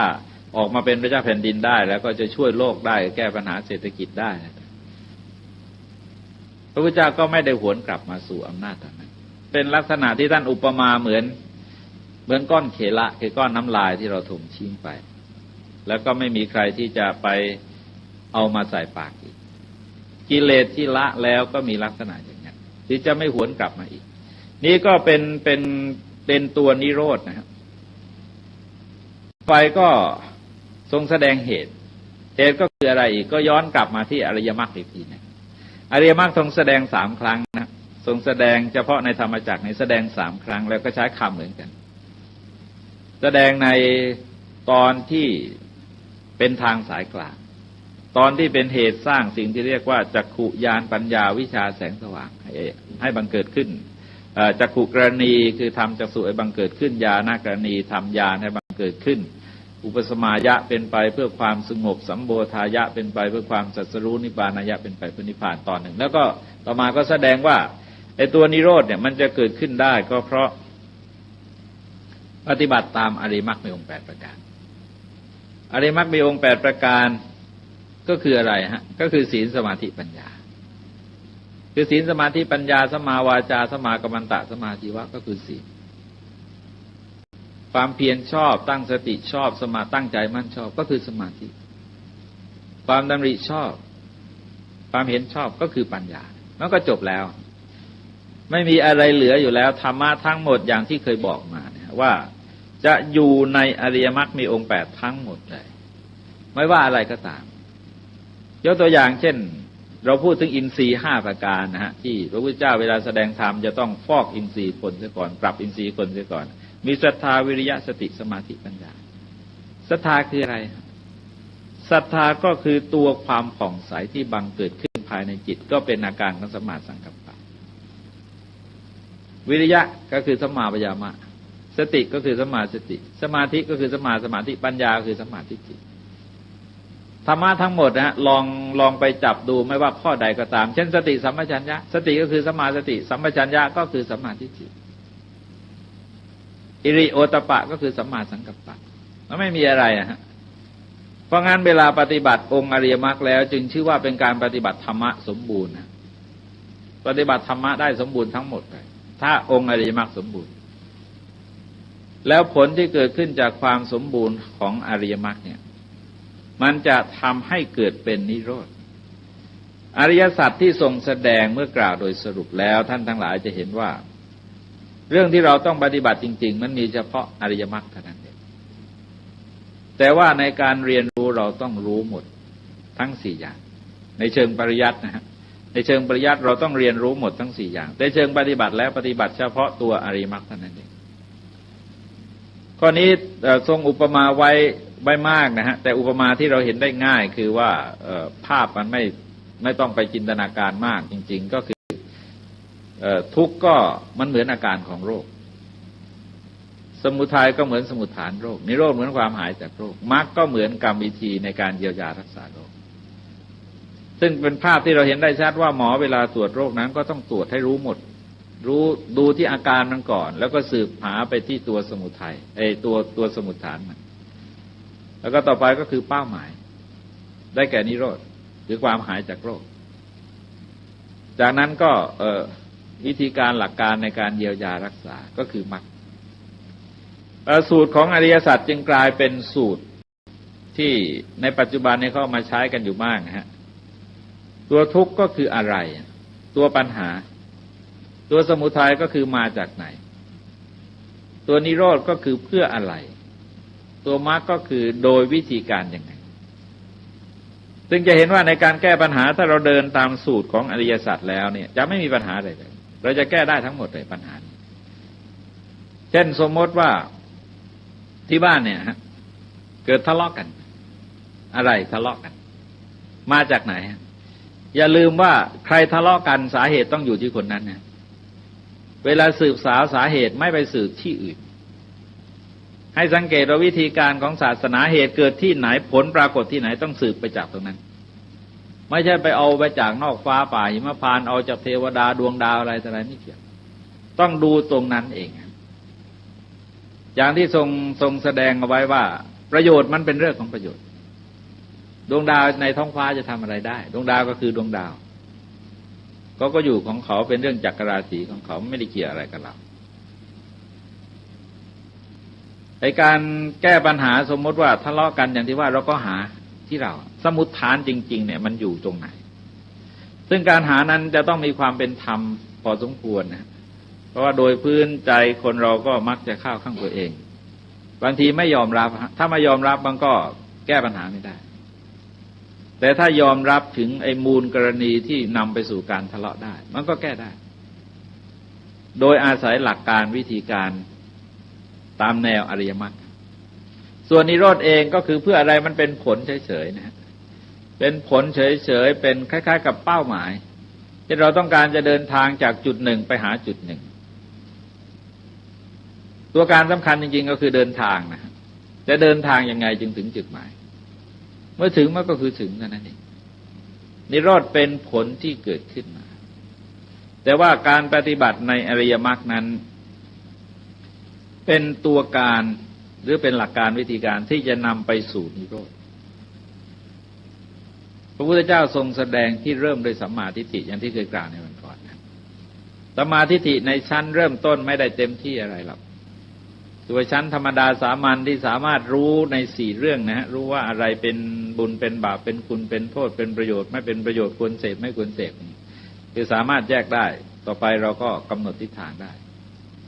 อริยมรรคจึงเป็นตัวหลักการที่จะต้องปฏิบัติแต่ในชั้นของการปฏิบัติมันก็มีอยู่อย่าลืมว่าคือไตรสิกขานะฮะไตรสิกขามันก็ที่ทำให้พระอริยบุคคลแบ่งเป็นทั้งสี่ชั้นเนี่ยเพราะอะไรเพราะว่าอริยมรรคเนี่ยมันสมบูรณ์ไม่เหมือนกันอริยมรรคชั้นแรกศีลสมบูรณ์สมาธิพอประมาณปัญญาพอประมาณจะทำให้เป็นพระโสดาบัน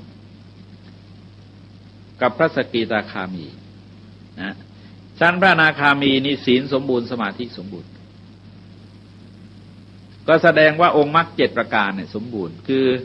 วาจาชอบการงานชอบเลี้ยงชีพชอบความพยายามชอบตั้งสติชอบตั้งใจมั่นชอบ7อย่างเนี่ยสมบูรณ์สัมมาทิฏฐิกับสัมมาสังกัปปะยังไม่สมบูรณ์เต็มที่นะฮะเพราะว่าอริยสัจสี่ต้องสมบูรณ์ก็ทำให้เป็นพระอนาคามีพอถึงพระอรหันต์เป็นสมบูรณ์หมดเลยเพราะงั้นพระอริยบุคคลทั้งหมดเนี่ยต้องรู้อริยสัจสี่ทั้งหมด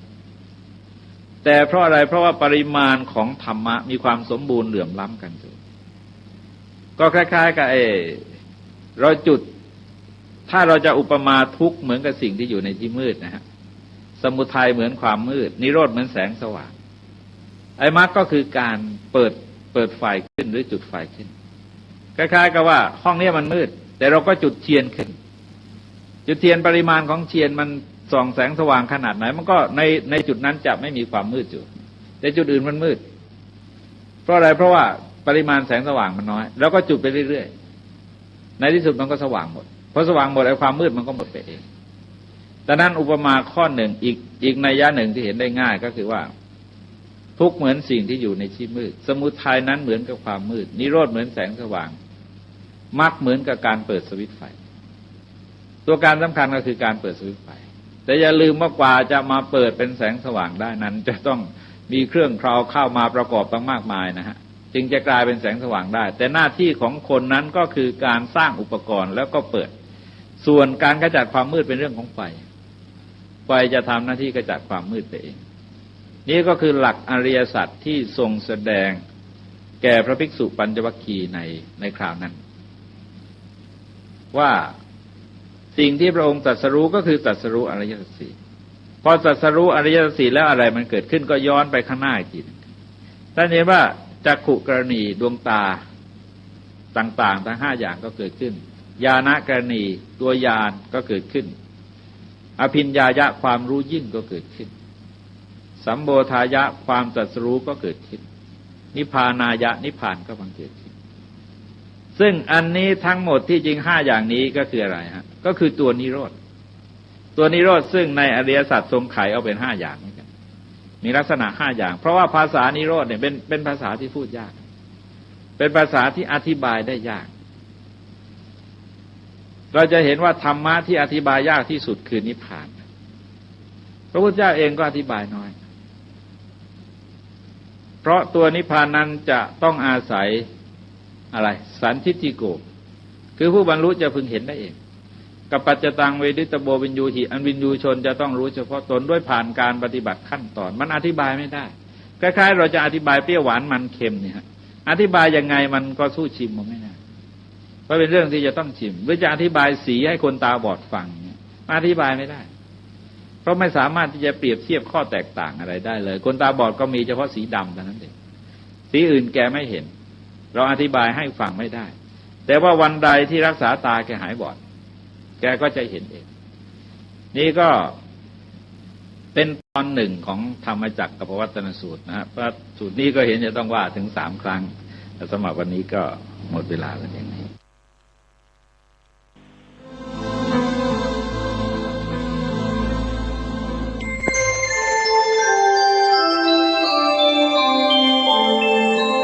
ขณะนี้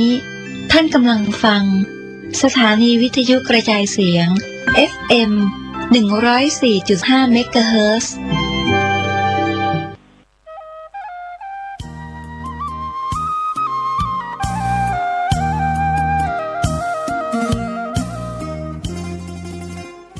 โดยทางคณะสงฆ์คณะศิษยานุศิษย์คณะศรัทธาของวัดวังสิงห์คำตำบลป่าแดดอำเภอเมืองเชียงใหม่จังหวัดเชียงใหม่ปัจจุบันมีพระครูวิสิตศรีราภรณ์รองเจ้าคณะอำเภอเมืองเชียงใหม่เจ้าอาวาสวัดวังสิงห์คำตำบลป่าแดดอำเภอเมืองเชียงใหม่จังหวัดเชียงใหม่มีอายุวัฒนมงคลวันศุกร์ที่21 สิงหาคม 2569 9:30 นาทีเป็นต้นไปก็ขอเชิญชวนคณะศิษยานุศิษย์คณะศรัทธาและผู้มีความเคารพนับถือร่วมในพิธีสืบชะตาเสริมบารมีและเป็นเกียรติร่วมทำบุญแสดงมุทิตาจิตพระสงฆ์เจริญพุทธมนต์สืบชะตาแบบร้านนาสำหรับผู้ที่จะร่วมบุญเป็นเจ้าภาพต้นเงินเพื่อสมทบทุนนิธิวิสิตศรีราภรณ์และเชิญร่วมเป็นเจ้าภาพทั้งตั้งโรงทานอาหารน้ำดื่มติดต่อแจ้งความจำนงได้ที่วัดวังสิงห์คำโทรศัพท์ 053-358-169 หรือที่มือถือ 063-368-471 สำหรับผู้ที่จะร่วมบุญบริจาคทางออนไลน์ผ่านธนาคารกรุงเทพจำกัดสาขาถนนช้างคานชื่อบัญชีพระครูวิจิตรศรีราภรณ์บัญชีออมทรัพย์เลขที่ 423-039-8580 ก็อนุโมทนาสาธุการกับทุกท่านที่ได้แสดงมุทิตาสักการะร่วมทำบุญเป็นเจ้าภาพอายุวัฒนมงคลพระครูวิจิตรศรีราภรณ์เจ้าคณะอำเภอเมืองเชียงใหม่เจ้าวาดวัดบางสิงห์คำตำบลป่าแดดอำเภอเมืองเชียงใหม่จังหวัดเชียงใหม่เชิญท่านร่วมงานบุญอายุวัฒนมงคลโดยพร้อมเพรียงกันองค์พระเจ้าทันใจหลวงพ่อประเสริฐเจริญพรอวยชัยให้ท่านวันนี้ก็จะได้พูดเรื่องธรรมจักรกับปวัตตนสูตรตอนที่3นะฮะตอนที่3เป็นการแสดงถึงวิธีตรัสรู้คือเมื่อพระพุทธองค์ได้ปฏิบัติมาโดยลำดับแล้วก็ได้ทรงแสดงว่าสิ่งที่เรียกว่าจักขุญาณปัญญาวิชาแสงสว่างได้เกิดขึ้นภายในพระทัยของพระองค์ในสิ่งที่พระองค์ไม่เคยสดับมาในการก่อนและการเกิดขึ้นนั้นเป็นการเกิดขึ้นโดยลำดับคือเป็นชั้นๆไปเราเรียกว่าพระญาณทั้ง3ประการคือเกิดขึ้นในครั้งแรกว่า นี่เป็นทุกข์นี่เป็นเหตุเกิดแห่งทุกข์นี่เป็นความดับทุกข์นี่เป็นข้อปฏิบัติให้ถึงความดับทุกข์พระญาณข้อนี้เราเรียกว่าสัจจญาณคือพระญาณที่อย่างรู้ความจริงในอริยสัจทั้งสี่ประการว่าอะไรเป็นอะไรทรงใช้คำเป็นภาษาบาลีว่าดูก่อนภิกษุทั้งหลายจักขุได้เกิดขึ้นแล้วญาณได้เกิดขึ้นแล้ววิชชาได้เกิดขึ้นแล้วปัญญาได้เกิดขึ้นแล้วแสงสว่างได้เกิดขึ้นแล้วในธรรมที่เราไม่เคยรู้เคยเห็นมาคือไม่เคยได้ยินได้ฟังมาในการก่อนว่านี่ทุกข์นี่เหตุเกิดแห่งทุกข์นี่ความดับทุกข์นี่ข้อปฏิบัติให้ถึงซึ่งความดับทุกข์และทรงใช้คำโดยทำนองเดียวกันนะแต่ว่าช่วงนี้ยาวเมื่อกล่าวโดยสรุปก็ทรงแสดงว่า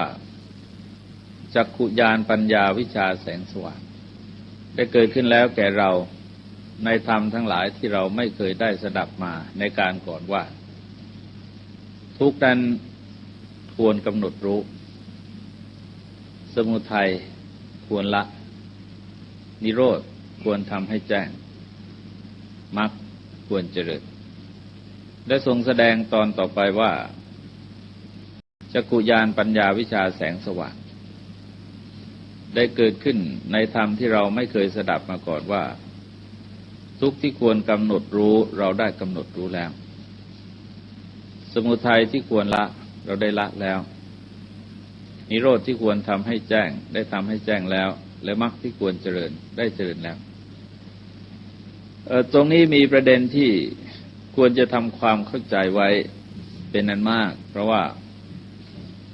คำว่าตรัสรู้คือเป็นความรู้ที่เกิดผุดขึ้นไม่ใช่เป็นความรู้มาจากการคิด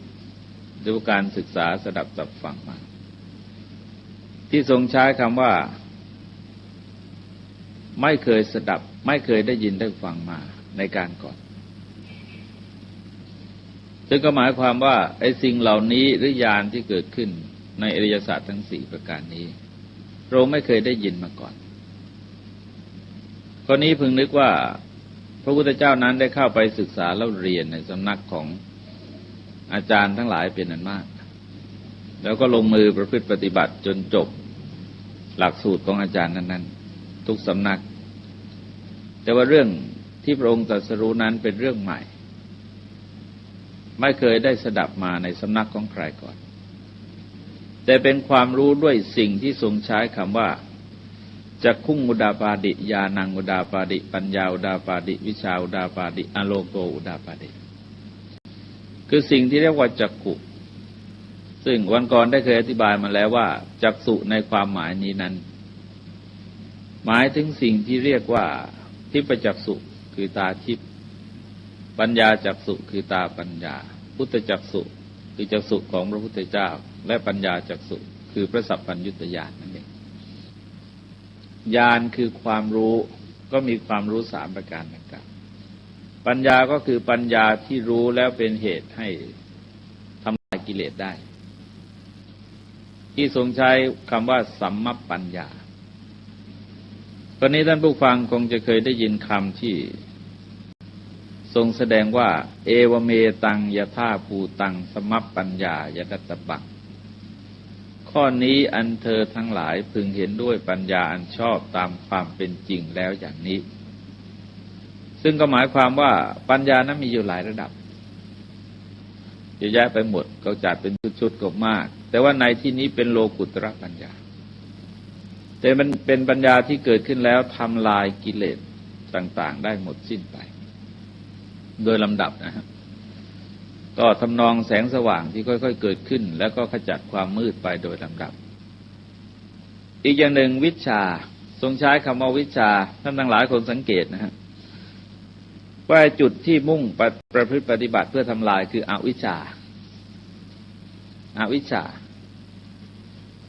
ในที่บางแห่งเวลาเราสั่งเล่าเรื่องการศัตรูจะทรงใช้คำว่าอวิชชาในจุดนั้นดับเรื่อยเช่นความไม่รู้ในชาติก่อน ของพระองค์ดับวิชาได้เกิดขึ้นคือความรู้ได้เกิดขึ้นอวิชชาในเรื่องกรรมดับวิชาก็เกิดขึ้นอวิชชาในเรื่องสังสารวัฏดับวิชาเกิดขึ้นแล้วก็อวิชชาในการติดอยู่ภายใต้อาสวะทั้งหลายดับเพราะวิชามันเกิดขึ้นเพราะว่าในตัววิชามันก็เหมือนกับแสงสว่างตัววิชาก็เหมือนกับความมืดแสงสว่างเกิดที่ไหนก็เกิดที่เคยมืดอยู่ความรู้เกิดที่ไหนก็เกิดที่ไม่รู้นั่นแหละที่ไม่รู้มันก็เป็นความรู้เกิดความรู้ขึ้นมาพอเกิดความรู้ขึ้นมาความไม่รู้มันก็หายพอเกิดแสงสว่างขึ้นมาความมืดมันก็หายดังนั้นทรงใช้คำว่าวิชชาซึ่งแปลว่าความรู้พอความรู้เกิดอวิชชามันก็ดับ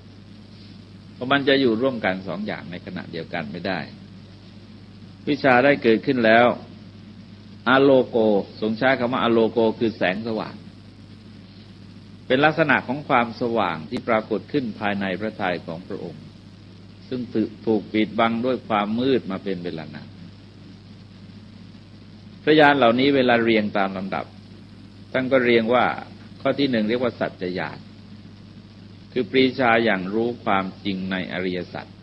คือรู้4 ครั้งนะฮะรู้ว่านี่ทุกข์นี่เหตุเกิดแห่งทุกข์นี่ความดับทุกข์นี่ข้อปฏิบัติพระญาณนี้เกิดขึ้นแล้วรู้ตลอดสายของอริยสัจแต่รู้เท่านั้นรู้แยกได้ชัดเจนออกเป็น4 ฝ่ายต่อไปเมื่อทรงปฏิบัติสืบต่อไปก็พระญาณใหม่มันก็เกิดขึ้นปริมาณของคำที่ทรงใช้คำเหมือนกันนะฮะจักขุญาณปัญญาวิชาแสงสว่างใช้คำเหมือนกันแต่ว่าไอ้คุณภาพไม่เหมือนกันคุณภาพไม่เหมือนกันคล้ายๆคุณภาพของนิพพานคุณภาพของปัญญาอะไรก็ขึ้นอยู่กับไปวางอยู่ตรงไหนตรงนี้ใช้คำเหมือนกันแต่ว่าไม่เหมือนกันหรือตัวอย่างที่เห็นได้ง่ายๆเราเคยพูดเราเคยผ่านกันมาบ่อยๆก็คือเรื่องสมาธิเรื่องสมาธิเรื่องปีติเรื่องสุข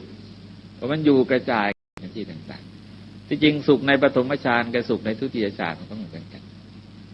สุขในทุติยฌานกับในตติยฌานก็ไม่เหมือนกันอีกพวกนี้ก็มีลักษณะอย่างนั้นมันจะเกิดขึ้นมาในลักษณะที่เรียกว่ากิจญาณคือรู้กิจที่ควรทำในอริยสัจทั้ง4 ประการคือรู้ว่าทุกนั้นควรกำหนดรู้เป็นปริญญาตัปปธรรมนะเป็นปัญญาตัปปธรรมคือธรรมะที่ต้องรู้ไว้เฉยๆเท่านั้นเองเพราะเป็นกฎธรรมชาติที่มันมีมาก่อนพระพุทธเจ้าเกิดมันเกิดมาเมื่อไหร่ก็ไม่รู้นั่นเป็นอวิชชาในความเกิดของโลกพระพุทธเจ้าไม่ให้สืบไปพอสืบไปก็ไปชนอวิชชาอยู่ทุกทีเสียเวลาเปล่าก็เอาไปพอถึงอวิชชาทีเดียวแล้วก็หยุดกันเลยตัดแค่นั้นไม่ต้องสืบสาวไปเพราะยิ่งสืบสาวไปมันก็ไกลตัวเกินไปดังนั้นหลักธรรมในทางพระพุทธศาสนาพระพุทธเจ้าทรงสอนในแนวที่คล้ายๆกับว่าคนเราเนี่ยกำลังถูกลูกศรเสียบลูกศรเป็นนันมากนะฮะลูกศรคือความโศกคือความโลภความอิจฉาริษยามันเสียดแทงนะสิ่งที่เสียดแทงทั้งหลายเป็นนันมาก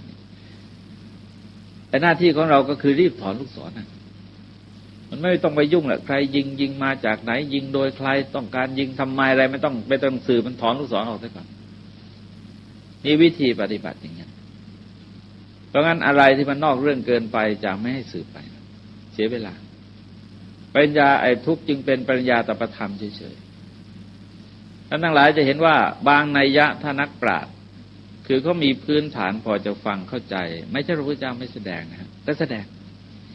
ดงมันก็หมุนกลับมันก็หมุนกลับในลักษณะของวัฏฏะอวิชชามาจากไหนที่จริงอวิชชานั้นเป็นต้นตอของสังสาระแต่ถ้าคนฟังจะฟังไปอีกทีหนึ่งต้องการจะทราบอีกทีหนึ่งก็มาจากภาวะตัณหาแล้วภาวะตัณหามาจากไหนก็มาจากอวิชชา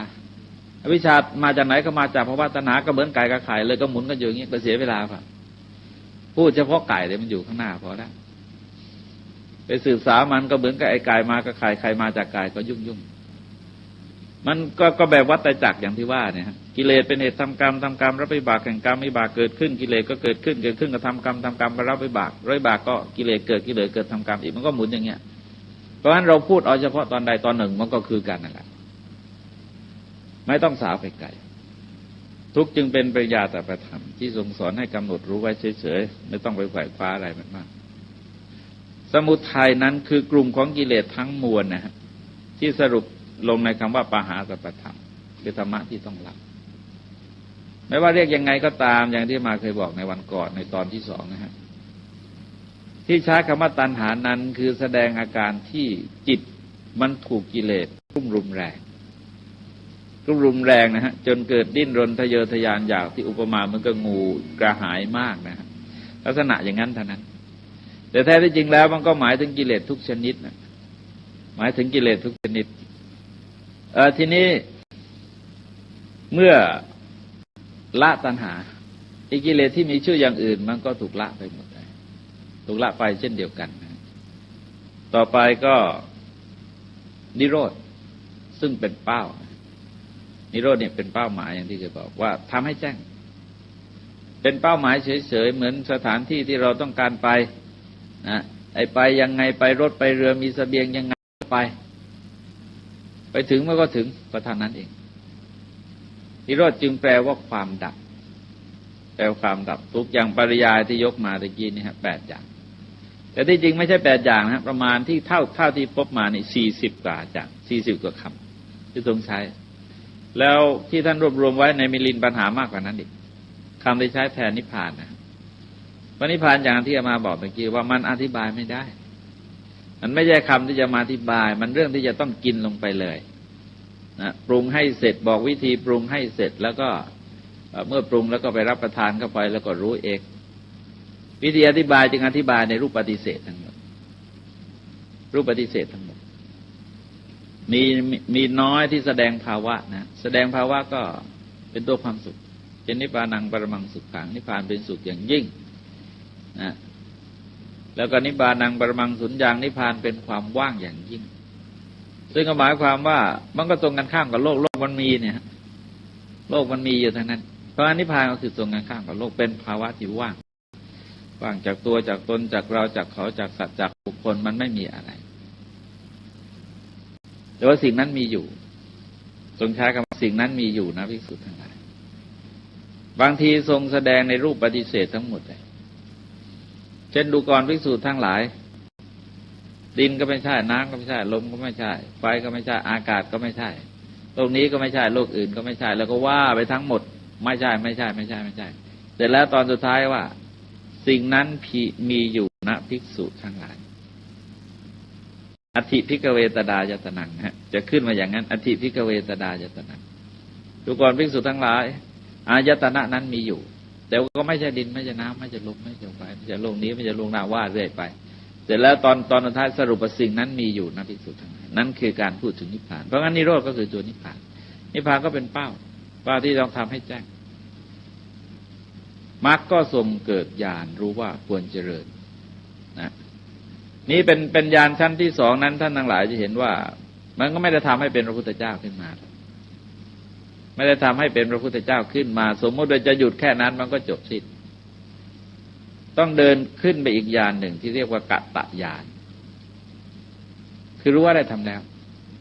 รู้ว่าได้ทำแล้วทุกที่ควรกำหนดรู้ได้กำหนดรู้แล้วสมุทัยที่ควรละได้ละแล้วนิโรธที่ควรทำให้แจ้งได้ทำให้แจ้งแล้วมรรคควรเจริญได้เจริญแล้ว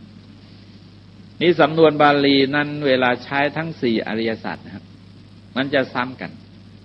ผิดการเปลี่ยนเฉพาะเป็นปริญญาตปธรรมปหาตปธรรมสัจจิกาตปธรรมกับภาเวตปธรรมเท่านั้นทีนี้เรามาดูถึงว่าสิ่งทั้งหลายที่พระพุทธเจ้าทรงสั่งสอนที่มาเคยบอกว่ามันสรุปลงในอริยสัจเพราะกลุ่มหนึ่งนั้นทรงสั่งสอนให้เรารู้ไว้แต่นั้นเองรู้โดยสภาพว่ามันเป็นยังไงเช่นไรเช่นขันธ์5อายตนะ12นะเรื่องธาตุ4อินทรีย์22อะไรต่ออะไรเนี่ยก็ไม่ได้สอนไปทำอะไรมานะสอนให้รู้ไว้โดยสภาพมันเป็นยังไงเพราะว่าคนเราลุ่มหลงมัวเมากำหนัดขัดเคืองอยู่ในสิ่งเหล่านี้ก็ต้องให้รู้ว่าเนี่ยมันคือเป็นขบวนการตามธรรมชาติและกลุ่มหนึ่งเป็นกลุ่มกิเลสนะกลุ่มกิเลสเป็นกลุ่มตัณหาสารพัดก็แล้วแต่จะเรียกทั้งหมดที่ทรงสอนไว้เป็นอเนกปริยายเช่นอาจจะเรียกว่านิวรณ์5อาจจะเรียกว่าอกุศลกรรมบท10อาจจะเรียกว่าอุปกิเลส16อาจจะเรียกว่าตัณหา3อุปาทาน4กันถะ4โยคะ4ว่าด้วยโอคะ4ก็คือกิเลสคือกิเลสที่ว่าเวลาเรียกชื่อนั้นเรียกชื่อตามลักษณะของมันเวลามันทำหน้าที่เราเรียกต่างกัน เช่นเราเรียกว่าโยคะเพราะมันเวลากิเลสมันเกิดนะฮะมันมัดเราไว้ตรงนั้นนะมัดเราไว้ตรงนั้นเรียกว่าโยคะคือประกอบสัตว์ไว้ในเรื่องเหล่านั้นเช่นสมมติว่าเราเกิดโกรธอ่ะไอ้จิตมันก็มั่วอยู่ที่ความโกรธนั่นเองมันไม่ไปที่อื่นบางทีเราเรียกคันถะคือร้อยรัดเอาไว้เรียกว่าโอคะคือมันพัดหมุนมีลักษณะเหมือนห่วงน้ำโอคะเป็นชื่อของห่วงน้ำให้ลองสังเกตนะฮะว่ากิเลสนั้นเป็นนามธรรมจะอธิบายกิเลสพระพุทธเจ้าต้องอาศัยรูปธรรมเข้ามาอธิบายคันถะคือเครื่องร้อยรัดเราเห็นใช่ไหมฮะโยคะเครื่องประกอบเครื่องขังสัตว์เอาไว้เราเห็นโอคะห่วงน้ำที่มันไหลพัดอะไรตกไปนี่เราเห็นพวกนี้พวกรูปธรรมอาสวะเครื่องหมักเครื่องดองเรียกกิเลสชื่อมันตัวมันนั้นเป็นนามนะฮะแต่ว่าเวลาอธิบายต้องอาศัยรูปธรรมเข้าช่วยอาศัยรูปธรรมเป็นชื่อเป็นสิ่งที่เข้ามาจัดกลุ่มของกิเลสตัณหาก็แปลอะไรคือว่าแปลว่ายางเหนียวบ้างนะฮะแปลว่าเครื่องร้อยรัดบ้างวานะนะฮะตัณหาบางทีเราก็ขายความมาเป็นวานะเป็นเครื่องร้อยรัดนี่เราเห็นได้ชัดนะฮะอย่างสมัยก่อนเช่นเอาโคมาปลูกไว้เป็นแถวมันก็ติดอยู่ที่นั่นอาศัยรูปธรรมเข้าช่วยไขความอธิบายชัดเจนขึ้นแล้วตัวกลุ่มนิโรธที่จริงก็คือกลุ่มผลทั้งหมดนะฮะมันก็อยู่ในกลุ่มนิโรธอย่างอ่อนที่มีความเข้มข้นขึ้นไปโดยลำดับนะพวกผลทั้งหมดที่ผลจากการปฏิบัติธรรมนะทั้งหมดมันก็เป็นนิโรธอย่างอ่อนๆไปเรื่อยๆแล้วก็มีความเข้มข้นสูงขึ้นเรื่อยๆนิโรธระดับทานมันก็ดับอะไรนิโรธแปลว่าความดับกิเลสนะฮะการให้ทานมันก็ดับอะไรดับโลภะดับมัจฉริยะได้มันก็ชั้นหนึ่งอ่อนๆแล้วพอถึงชั้นศีลดับกิเลสเพิ่มขึ้นกิเลสเพิ่มขึ้นมันก็นิโรธก็สูงขึ้นก็ดับได้มากขึ้นความทุกข์มันก็น้อยลงนะฮะเราจะเห็นว่าคนรักษาศีลความทุกข์จะน้อยลงโดยเฉพาะระดับอะไรระดับเวรภัยระดับเวรภัยเนี่ยมันจะน้อยลงพอมาถึงสมาธิมันก็ดับอีกเป็นนิโรธระดับหนึ่งอีกแต่ก็ยังไม่เต็มรูปเท่านั้นเองเราจะพบว่าถ้าถึงชั้นของสมาธิแล้วแม้แต่ความกรัดรุ่มเร่าร้อนของจิตมันก็จะดับอย่างน้อยก็สงบไปนะฮะแต่ไม่ได้หมายความปฏิบัติสมาธินะคือได้สมาธิโดยสัมผัสผลสมาธิพอถึงชั้นปัญญาก็ไปกันเรื่อยเพราะงั้นการปฏิบัติจริงๆมันก็อยู่ในกลุ่มนี้กลุ่มภาเวตปธรรมกลุ่มภาเวตปธรรมกลุ่มที่จะต้องลงมือประพฤติปฏิบัติพวกกุศลธรรมทั้งหมดนะกลุ่มกุศลธรรมทั้งหมดเรียกภาเวตปธรรมพระพุทธเจ้าก็ตรัสรู้ได้ญาณ3ในอริยสัจ4นะทีนี้ช่วงที่พระองค์ยืนยันรับสั่งในตอนหลังจะขึ้นด้วยคำว่ายาวกีวันจะเมภิกเวนะแปลเป็นใจความว่าโดยสรุปว่าดูก่อนภิกษุทั้งหลายถ้าญาณ3ที่เกิดขึ้นในอริยสัจทั้ง4มีวน3คือหมายความอริยสัจแต่ญาณแต่ละข้อเนี่ยแกจะเกิดในอริยสัจข้อละครั้งใช่ไหมเช่นข้อแรกก็เกิดว่านี่ทุกข์นี่สมุทัยนี่นิโรธนี่มรรคก็เป็น4พยานที่2อีกก็ขึ้นว่าทุกข์นี่ต้องกำหนดรู้สมุทัยควรละนิโรธควรทำให้แจ้งมรรคควรเจริญก็เป็น8แล้วก็กัตตญาณที่รู้ว่าได้ทำแล้วเนี่ยฮะทุกข์ควรกำหนดรู้ได้กำหนดรู้แล้วสมุทัยควรละได้ละแล้วนิโรธควรทำให้แจ้งได้ทำให้แจ้งแล้วมรรคควรเจริญได้เจริญแล้วนี่คือตัวจริงๆนะฮะอยู่ตรงเนี้ยที่ทำให้พระพุทธเจ้าได้บรรลุอาสวัคยานก็อยู่ตรงเนี้ยได้รู้แล้วพยานที่เป็นตัวสำคัญครบกระบวนการของเขาเพิ่งเห็นว่าระดับของสัจจญาณคือรู้ว่าทุกคนกำหนดรู้สมุทัยควรละเป็นต้นเนี่ยว่าที่จริงโดยปริยัติเราก็รู้กันนะอธิบายกันได้แล้วแม้แต่กิจญาณเองเราก็รู้ได้โดยปริยัติแต่กัตตญาณทำยังไงก็รู้ไม่ได้ถ้าไม่ปฏิบัติกัตตญาณที่รู้ว่าได้ทำแล้วทุกควรกำหนดรู้ได้กำหนดรู้แล้วสมุทัยควรละได้ละแล้วนิโรธควรทำให้แจ้งได้ทำให้แจ้งแล้วมรรคควรเจริญได้เจริญแล้วท่านทั้งหลายจะเห็นว่าถ้าไม่ปฏิบัติแล้วจะทำไม่ได้เลยแต่อีก2ญาณยังไงก็อาศัยปริยัติได้ พอพูดได้พอชี้แจงได้อธิบายได้สั่งสอนได้พอถึงญาณที่3แล้วไปไม่ได้เลยนอกจากปฏิบัติเท่านั้นเพราะงั้นตัวญาณเนี่ยพอญาณนี้เกิดมันก็ตัวญาณเนี่ยคือที่เราเรียกว่าที่จริงก็เรียกทั้ง3อันนะฮะแต่ว่าตัวแท้ๆคือตัวนี้ที่เรียกว่าจักขุญาณปัญญาวิชาแสงสว่างตัวแท้จริงตัวอื่นก็สนับสนุนเท่านั้นต่อไปก็ทรงแสดงว่าถ้าญาณ3ซึ่งเกิดขึ้นในอริยสัจ4มีวน3มีรอบ12ของเราไม่บริสุทธิ์หมดจดเพียงใดคือไม่เกิดขึ้นสมบูรณ์เพียงใดแล้วเราจะไม่ปฏิญาณว่าเป็นอรหันตสัมมาสัมพุทธะเป็นผู้ตรัสรู้ดีตรัสรู้ชอบในหมู่เทวดาและมนุษย์ทั้งหลาย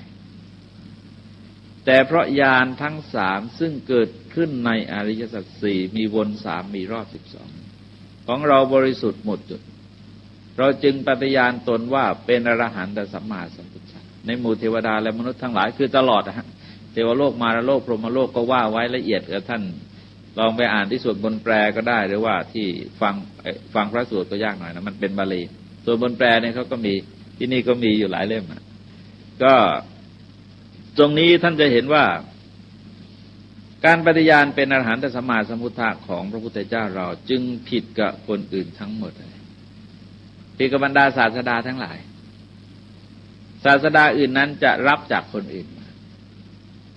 แต่ของพระพุทธเจ้าเราไม่ปฏิบัติเราเองเลย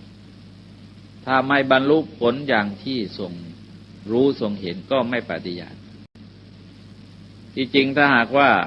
พระองค์ไม่มุ่งมรรคผลนิพพานนะฮะคือไม่มุ่งจะเป็นพระสัมมาสัมพุทธเจ้าไอ้ขีดความสามารถของพระองค์ก็อยู่ระดับยอดของอาจารย์ในสมัยนั้นแล้วคือการปฏิบัติทางจิตที่เราถือว่าสูงสุดในยุคนั้นคือท่านอุทกดาบทรามบุตรแล้วพระพุทธเจ้าก็เข้าถึงชั้นของอุทกดาบทรามบุตรเรียบร้อยมาแล้วก่อนจะหน้านั้นตั้งนานนะแต่พระองค์ก็ไม่ใช่ถือว่าไม่ใช่เรื่องตรัสรู้แต่เป็นเรื่องสงบเฉยๆเรื่องสงบกิเลสไปเฉยๆเท่านั้นจึงไม่ได้แสดงอะไรออกมาตอนนั้นแล้วถ้าญาณ3ไม่บริสุทธิ์ก็ไม่ปฏิญาณไม่ปฏิญาณดังนั้นการปฏิญาณของพระพุทธเจ้านั้นจึงเราเอามาเกี่ยวข้องกับการอวดไม่ได้นะการอวดนั้นอีกเรื่องหนึ่งเราจะเห็นว่าพระอรหันต์ทั้งหลายเองไปไม่ปฏิญาณปฏิญาณความเป็นอรหันตสัมมาสัมพุทธะเท่านั้นไปปฏิญาณความเป็นพระอรหันต์ไม่ได้พระอรหันต์ทั้งหลายท่านอยู่ปะปนกันนั้นไม่มีใครรู้ว่าท่านเป็นพระอรหันต์นอกจากพระอรหันต์กับพระพุทธเจ้าพระพุทธเจ้าท่านก็เป็นพระอรหันต์นะแต่เป็นอรหันตสัมมาสัมพุทธเจ้าท่านเพราะมีวินัยห้ามปฏิญาณห้ามบอกกล่าวอุตริมนุสธรรมของกันและกันเป็นศาสนาอะไรปกปิดความดีนะฮะแต่ว่าเปิดเผยความไม่ดีของตัวเองนะไม่ใช่ของคนอื่นนะฮะของคนอื่นแล้วก็ให้ปกปิดเหมือนกันแต่ถ้าความไม่ดีของตัวเองแล้วก็ให้เปิดเผยเพื่อคล้ายๆกับอาศัยเสียงของคนอื่นสายตาของคนอื่นช่วยควบคุมความประพฤติตัวเองควบคุมความประพฤติตัวเองในช่วงนี้ที่ประเด็นที่น่าศึกษาอีกช่วงหนึ่งซึ่งควรทำความสังเกตไว้นะฮะเมื่อมาถึงจุดนี้แล้วก็เหมือนกันทุกแห่งนะพระอรหันต์ทั้งหลายก็เหมือนกันแต่ว่าใช้ถ้อยค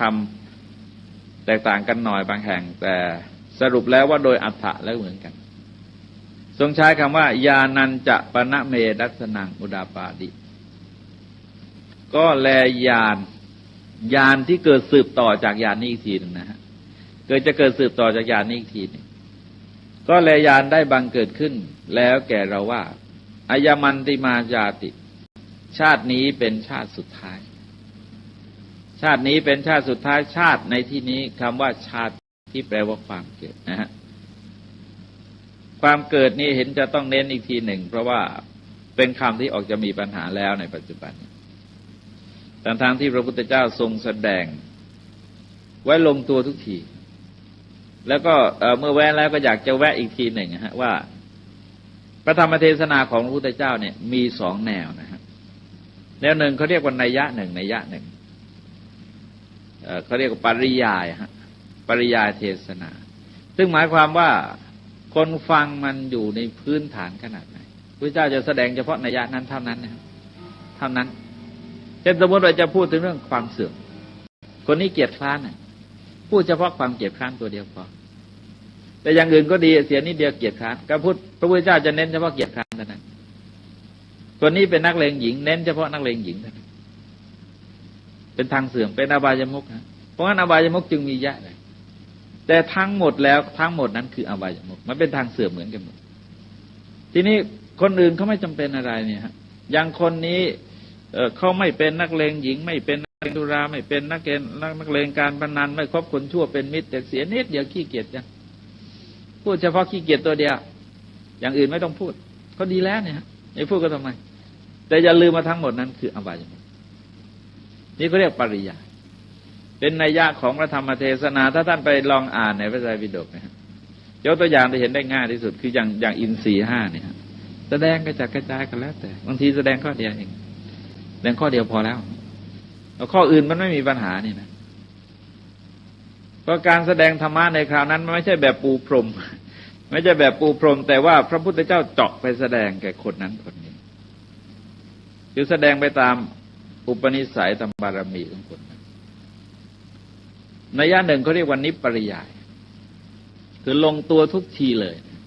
ไอ้ลงตัวทุกทีอย่างเช่นว่าทรงแสดงอริยสัจเนี่ยชาติปีทุกข้าชราปีทุกข้ามรณปีทุกข้างอย่างนี้ทุกทีแหละถ้าสบายชุดอริยสัจจริงๆนะจะพูดอย่างนี้ทุกทีเลยแล้วไม่ว่าไปเปิดสักกี่สิบเล่มพระไตรปิฎกก็ตามเหมือนกันทุกตัวด้วยซ้ำไประดับฌานเนี่ยแสดงเลยวิวิจเจวกามเววิจกุศลหิธรรมเวหิสวิตกังสวิจารังขึ้นอย่างนี้ทุกทีฮะแสดงเมื่อพระชนมายุ35ยังไงตอน80แสดงงั้นเหมือนกันเรียกว่านิปริยายคือลงตัวเลยไม่มีการวิปริตเปลี่ยนแปลงและพวกนิปริยายเนี่ยคำว่าชาติความเกิดนี่มันอยู่ในนิปริยายคือลงตัวอย่างนั้นทุกทีเหมือนกันพระพุทธเจ้าเทศภาษาริบุตรเทศหรือใครเทศจะลงตัวอย่างนั้นยาจาติสัญชาติขันธานังปาตุภาโวอายตนานังปฏิลาโภอายังวุจติภิกขเวชาติจะขึ้นอย่างนั้นเหมือนอย่างนี้ทุกทีฮะดูก่อนภิกษุทั้งหลายถ้าภาษาริบุตรแสดงก็ดูก่อนอาวุโสทั้งหลายก็แล้วแต่นะฮะแต่ก็สรุปว่าความเนี่ยเท่ากันดูก่อนภิกษุทั้งหลายชาติความเกิดชาติคือความเกิดพร้อมการได้อายตนะความปรากฏแห่งขันธ์ของสัตว์นั้นๆในหมู่สัตว์นั้นๆอันใดนะ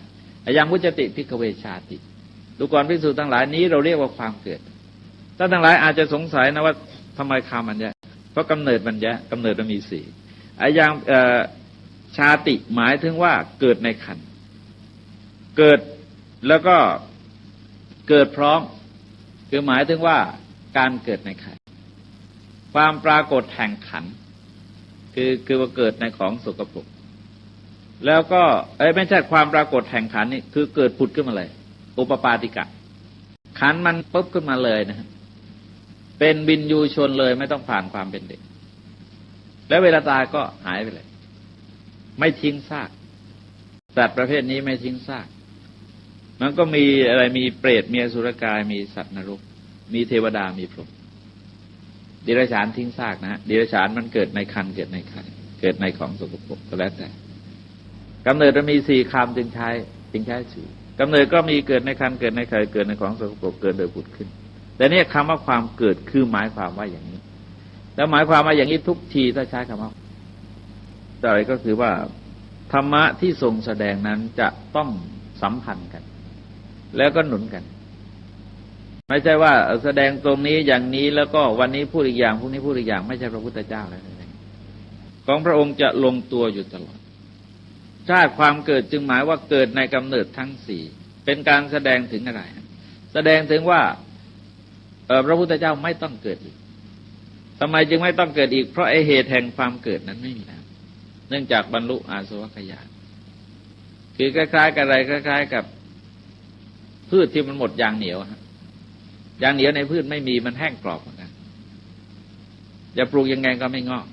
เราไม่ต้องพูดถึงเอาไปปุ๋ยดียังไงหรือว่ายังมีหนอมันก็ต้องกรอบไปด้วยมันก็หมดไปโดยปริยายแต่ทรงที่นี้ทรงใช้อาสวัคยาน อย่าลืมมาคำว่าอาสวะขยานนั้นมันไม่ได้หมายถึงว่าสิ้นอาสวะอย่างเดียวมันสิ้นหมดกิเลสเรียกยังไงก็ตามบางทีก็เรียกว่าละบุญและบาปบางทีก็ถอนตัณหาพร้อมทั้งมูลรากบางทีก็เพราะขจัดอวิชชาคือกันเป็นการแสดงเรื่องเดียวกันแต่ก็เป็นโวหารเทศนาโวหารเทศนาพระพุทธเจ้าผู้ฉลาดในโวหารคือแสดงธรรมในมากในโวหารถ้าทั้งหลายลองสังเกตนะว่าอริยสัจสี่จริงๆนะฮะพระพุทธเจ้าไปเน้นที่ชี้ที่ทุกข์ชี้ที่ทุกข์มากเอาทุกข์มาขึ้นก่อนเลยเพราะคนไม่ชอบทุกข์คนไม่ชอบทุกข์เพราะงั้นเอาทุกข์มาพูดแต่กันแต่ที่จริงเวลาสอนให้ดับไม่ให้ดับทุกข์นะฮะพูดว่าดับทุกข์แต่ที่จริงไม่จะดับทุกข์ทุกขนิโรธนะฮะดับทุกข์นะฮะแปลว่าดับทุกข์ทำไมต้องพูดว่าดับทุกข์คือนี่คือโวหารเทศนาเพราะถ้าดับกิเลสคนยังไม่เห็นกิเลสชักเสียดายตะหงิดกิเลสไม่อยากดับมันแต่ว่าทุกคนไม่ชอบเพราะงั้นเวลาพูดจึงพูดดับทุกข์แต่ว่าพอถึงญาณก็จริงแล้วรู้ว่าไอ้สิ่งที่เราต้องดับจริงๆคือกิเลสไม่ใช่ทุกข์หรอกให้เราสังเกตนะพอถึงระดับญาณเนี่ยโยงทงแยกทุกข์ไปเป็นพวกปริญญาตปธรรมเฉยๆธรรมที่ควรกำหนดรู้แต่ว่าดับกิเลสก็คือดับทุกข์ดับทุกข์ก็คือดับกิเลสก็อันเดียวกันนะนี่คือโวหารเทศนามันมีลักษณะเร่งร้าวมากกว่าที่จะพูดว่าดับกิเลสก็ทรงใช้คำว่าดับทุกข์แล้วก็แสดงให้เห็นว่าในการที่มีคำอธิบายในที่บางแห่งนะแล้วรู้สึกจะมากเมื่อคืนนี้ก็พบหนังสือเล่มหนึ่งก็แนวนั้นอีกเดี๋ยวพูดไปในทำนองว่าชาตินั้นคือความเกิดของกิเลสอย่างที่มาเคยสรุปให้ฟังว่าอย่าลืมมาที่เราสวดชาติปีดุขาชราปีดุขามรณะปีดุขานะฮะเราสวดนี่คือพระไตรปิฎกเลยพระธรรมเทศนากันแรกเลยนะฮะถ้าชาติคือความเกิดของกิเลสแล้วจะมีปัญหาทันทีเพราะถ้าชาติความเกิดที่ทรงแสดงว่าเป็นทุกข์แต่เป็นความเกิดของกิเลสชาติความเกิดเป็นทุกข์พอฟังได้ชราความแก่เป็นทุกข์กิเลสแก่คือกิเลสน้อยลงนะฮะถ้าพูดถึงปริยานี้ก็ยังพอฟังได้นะกิเลสน้อยก็ยังทุกข์อยู่แต่มรณะปีดุขังกิเลสตายกิเลสหมดมันเป็นทุกข์ได้ยังไงนี่คือขัดแย้งกับพระพุทธวจนะทันทีอย่าไปบิดเบือนของท่านนะฮะท่านตรัสรู้ท่านแสดงไว้ลงตัวแล้วเราทำให้ยุ่งถ้าเราไม่ทำให้ยุ่งมันไม่ยุ่งหรอกฮะธรรมะนี่ไม่ยุ่งเลย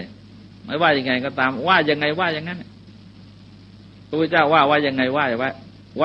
นั้นแล้วอามาก็อยากจะมีข้อสังเกตที่จะบอกญาติโยมทั้งหลายอีกข้อหนึ่งมันก่อนก็ตั้งข้อสังเกตแล้วนักศึกษาเขาฟังว่าให้ลองสังเกตดูว่าพระอรหันต์ทั้งหลายเวลาท่านคุยกันท่านไม่พูดว่าท่านว่าเองนะทั้งที่ท่านเป็นพระอรหันต์ว่าที่จริงตัวรู้ของท่านเนี่ยมันไม่ใช่อิงอาศัยพระพุทธเจ้าแล้วท่านรู้ด้วยญาณของท่านเช่นเดียวกันแต่เป็นการรู้ตามที่พระพุทธเจ้ารู้ข้อนี้พระพุทธเจ้ารับสั่งไว้อย่างนั้น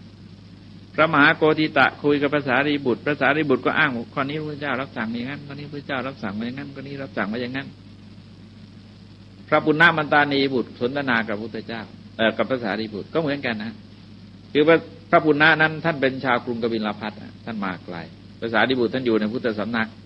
เพราะงั้นเวลาคุยกันพระสารีบุตรก็ต้องอ้างพระพุทธเจ้าพระเจ้ารับสั่งอย่างนั้นคือแสดงว่าพระอรหันต์นั้นจะไม่พูดอะไรเองยกตัวอย่างเห็นได้ชัดอีกท่านหนึ่งคือพระมหากัจจายนะพระมหากัจจายนะนี่ยอดในนักอธิบายธรรมะนะพระเจ้าพูดประโยคเดียวเรียกพัดเดกรัตโตใช้คำเดียวนะพัดเดกรัตโตให้ภิกษุทั้งหลายเป็นพัดเดกรัตโตคืออยู่แม้แต่วันเดียวก็เจริญแปลว่ามีราตรีเดียวเจริญแล้วก็ไม่รับสั่งอะไรเสด็จขึ้นนี่เป็นวิธีของพระพุทธเจ้าที่ต้องการจะยกย่องพระเสด็จลุกขึ้นพอลุกขึ้นพระท่านก็ละลังอะไรรับสั่งนิดเดียวไปเสร็จแล้วก็หันไปถามพระมหากัจจายนะว่าหมายความว่ายังไงพระเดกรัตโตพระมหากัจจายนะอธิบายทะโยดย้อยเลยอธิบายทะโยดย้อยเลยเสร็จแล้วท่านบอกยังไงรู้ไหมท่านบอกนี่ที่ผมอธิบายนี่ท่านต้องไปถามพระพุทธเจ้ากราบทูลถามอีกทีนะรับสั่งว่าอย่างไงแล้วก็ให้ทรงจำไว้อย่างไงภิกษุเหล่านั้นก็ต้องไปทวนกับพระพุทธเจ้าอีกทีรับสั่งไปกราบทูลว่าพระมหากัจจายนะอธิบายว่าอย่างนั้นพระเจ้าสาธุถูกแล้วถ้าตถาคตอธิบายก็อธิบายอย่างนั้นเหมือนกันนี่คือลักษณะของพระอรหันต์ให้ลองสังเกตนะว่าจะไม่มีวาทะไปขัดแย้งนะ ไม่ไปขัดแย้งกับพระพุทธเจ้าและจะเชิดชูพระพุทธวจนะไว้ตลอดเลยจะไม่พูดอะไรเอาเองเพราะฉะนั้นในข้อนี้พระพุทธเจ้าแสดงชาติไว้อย่างนี้นะฮะชาติไว้อย่างเงี้ยคือชาติในกำเนิดทั้งสี่เนี่ยชาติเนี่ยคือกำเนิดสี่เนี่ยเกิดในครรภ์เกิดในไข่เกิดในของสกปรกเกิดด้วยผลขึ้นนัตถิดานิปุณพโภนัตถิดานิปุณพโภคือพบใหม่ไม่ได้มีอีกต่อไปพบก็คืออะไรฮะคือการเกิดเราจะเห็นว่าเวลาพบนั้นเราเรียกสามเวลาภูมิเราเรียกสี่นะฮะเพราะงั้นไอ้พบนั้นคือที่อยู่ของสัตว์ภูมินั้นคือชั้นของจิตคือชั้นของจิตหมายถึงชั้นจิตพบก็คือกามมาพบที่ต้องท่องเที่ยวอยู่ในกามก็หมายถึงกำเนิดเท่าไหร่11นะฮะ11กำเนิด11กำเนิดก็เป็นมนุษย์ที่หนึ่งแล้วมนุษย์อยู่ตรงกลางนะฮะแล้วก็เป็นอบายที่สี่เป็น5เป็นสวรรค์กามาวจรที่6เป็น11นี่เขาเรียกกามมาพบมี11ชั้น11ชั้นนี่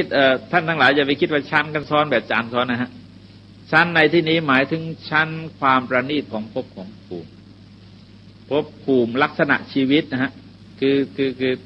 คือความประณีตของรูปแบบชีวิตที่มีความประณีตไม่เหมือนกันแล้วก็เปลี่ยนแปลงไปโดยลำดับ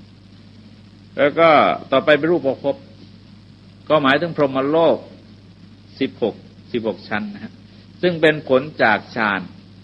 เป็นผลจากฌานโดยการมาเป็นสมาธิเสีย11นะฮะเสีย11และอีก5นั้นเป็นพระอนาคามีซึ่งจะต้องไปบังเกิดในที่นั้นแล้วก็อรูปภพ4เป็นผลจากการปฏิบัติในอรูปกรรมฐานจนได้บรรลุอรูปฌานแล้วจะไปเกิดในที่นั้นเราจะเห็นว่าทั้งหมดนี้ถูกจำแนกโดยกรรมมันจะไปโยงกับอะไรจุตูปปาตญาณคือการรู้จักจุติและอุบัติของสัตว์ทั้งหลายว่าทำไมมันต่างกันเพราะกรรมมันต่างกันคนที่เกิดในรูปประพรหมก็เกิดในสวรรค์มันก็กรรมมันต่างกันเกิดในชั้นสุทธาวาสเป็นพระอนาคามีมันก็กรรมมันก็ต่างกับพวกพรหมโลกชั้นต่างกรรมมันก็ต่างกันซึ่งถ้าเรามองดูเราก็ดูได้แม้ในชีวิตปัจจุบันนะฮะเราเปรียบเทียบได้ในชีวิตปัจจุบันแต่ถ้าภูมินะฮะภูมิจะมีกามาวจรภูมิเหมือนกับกามาวจรภพนะฮะเหมือนกามภพนะรูปาวจรภูมิก็เหมือนกับรูปภพอรูปาวจรภูมิก็เหมือนกับรูปภพแต่มีโลกุตตรภูมิโลกุตตรภูมิก็คือภูมิที่มันเหนือโลกเป็นภาวะเป็นระดับของชีวิตของไม่ใช่ของชีวิตนะฮะของธรรมะนะมันที่อยู่เหนือโลกคือพ้นจากโลกเพราะงั้นไอ้ที่โลกมีเนี่ยโลกุตตรภูมิมันไม่มีหรอกไม่ว่าอะไรก็ตามที่เราจะไปอ้างรูปแบบของชีวิตอย่างนั้นอย่างนี้ในโลกุตตรภูมิจะไม่มีอย่างนี้พระพุทธเจ้าไม่แสดงเอาไว้นะนัตถิดานิปุณพโภคือพบใหม่ไม่ได้มีอีกต่อไปแสดงว่านิพพานในศาสนาไม่ใช่พบใดพบหนึ่งไม่ว่าจะเรียกชื่อยังไงก็ตามนะไม่เรียกชื่อยังไงก็ตามอันนี้มาก็เคยพูดไว้ทีหนึ่งตอนอริยสัจนะต่อไปก็จบสูตรนะฮะสูตรจบจะขึ้นแนวนี้นะฮะสูตรจะขึ้นว่าอิดามโวจะภควาพระผู้มีพระภาคเจ้าได้ตรัสพระสูตรนี้จบตรงอัตมานาปัญจวัคคียาภิกขุปะกวโตภาสิตังอภินันโตภิกษุปัญจวัคคีย์เพลิดเพลินยินดีในภาสิทธิของพระผู้มีพระภาคเจ้าแล้วก็เมื่อพระธรรมเทศนานี้อันพระผู้มีพระภาคเจ้าตรัสอยู่ธรรมจักษุคือดวงตาที่เห็นธรรมได้เกิดขึ้นแก่พระัญญาโกณฑัญญะได้เกิดขึ้นภายในจิตใจของพระัญญาโกณฑัญญะว่าสิ่งใดสิ่งหนึ่งมีความเกิดขึ้นเป็นธรรมดาสิ่งนั้นทั้งหมดมีความดับไปเป็นธรรมดาเท่านั้นนะฮะเราเห็นว่าเห็นเท่านี้เป็นพระโสดานะเป็นพระโสดาบันแล้วเห็นไม่ได้มากเท่าไหร่นะยังกินจิสมุทัยธรรมังสับบันตังนิโรธธรรมัง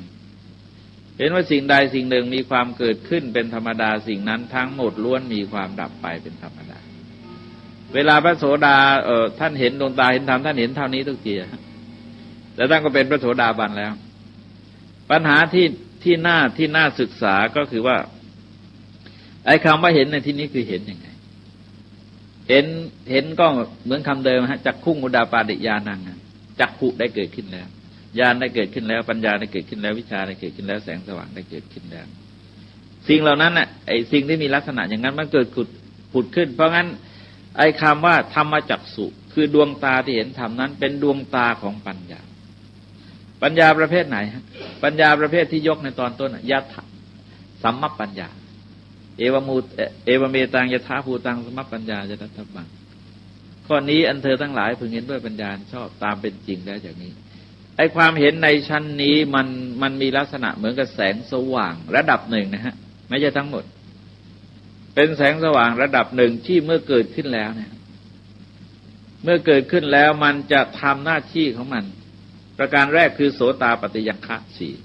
มีองค์ของพระโสดาบันสี่มีความศรัทธาเชื่อมั่นไม่งอนแง่นคลอนแคลนในคุณพระพุทธเจ้าตามนัยยะพุทธคุณนะฮะตามนัยยะพุทธคุณ9 ข้อที่เราสวดกันเนี่ยท่านทั้งหลายลองนึกน้อมนึกดูสิว่าพระพุทธคุณทั้ง9 ข้อเนี่ยมันมีอะไรที่เรายังเคลือบแคลงสงสัยอยู่บ้างบางทีเราสงสัยนะฮะ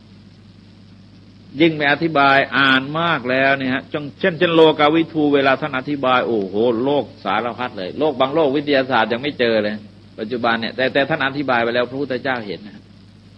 พระพุทธเจ้าเห็นแจ้งโลกเหล่านั้นนะเพราะงั้นอย่างนักวิทยาศาสตร์เราไปอธิบายว่าเอ้ยนี่มีที่ไหนเห็นมีตำราสงสัยในคุณพระพุทธเจ้าแล้วไม่เป็นพระโสดาบันแล้วแต่อย่างนี้เนี่ยเราจะเห็นว่าพอเราศึกษามากแล้วเราจะสงสัยในพระคุณทันทีเลย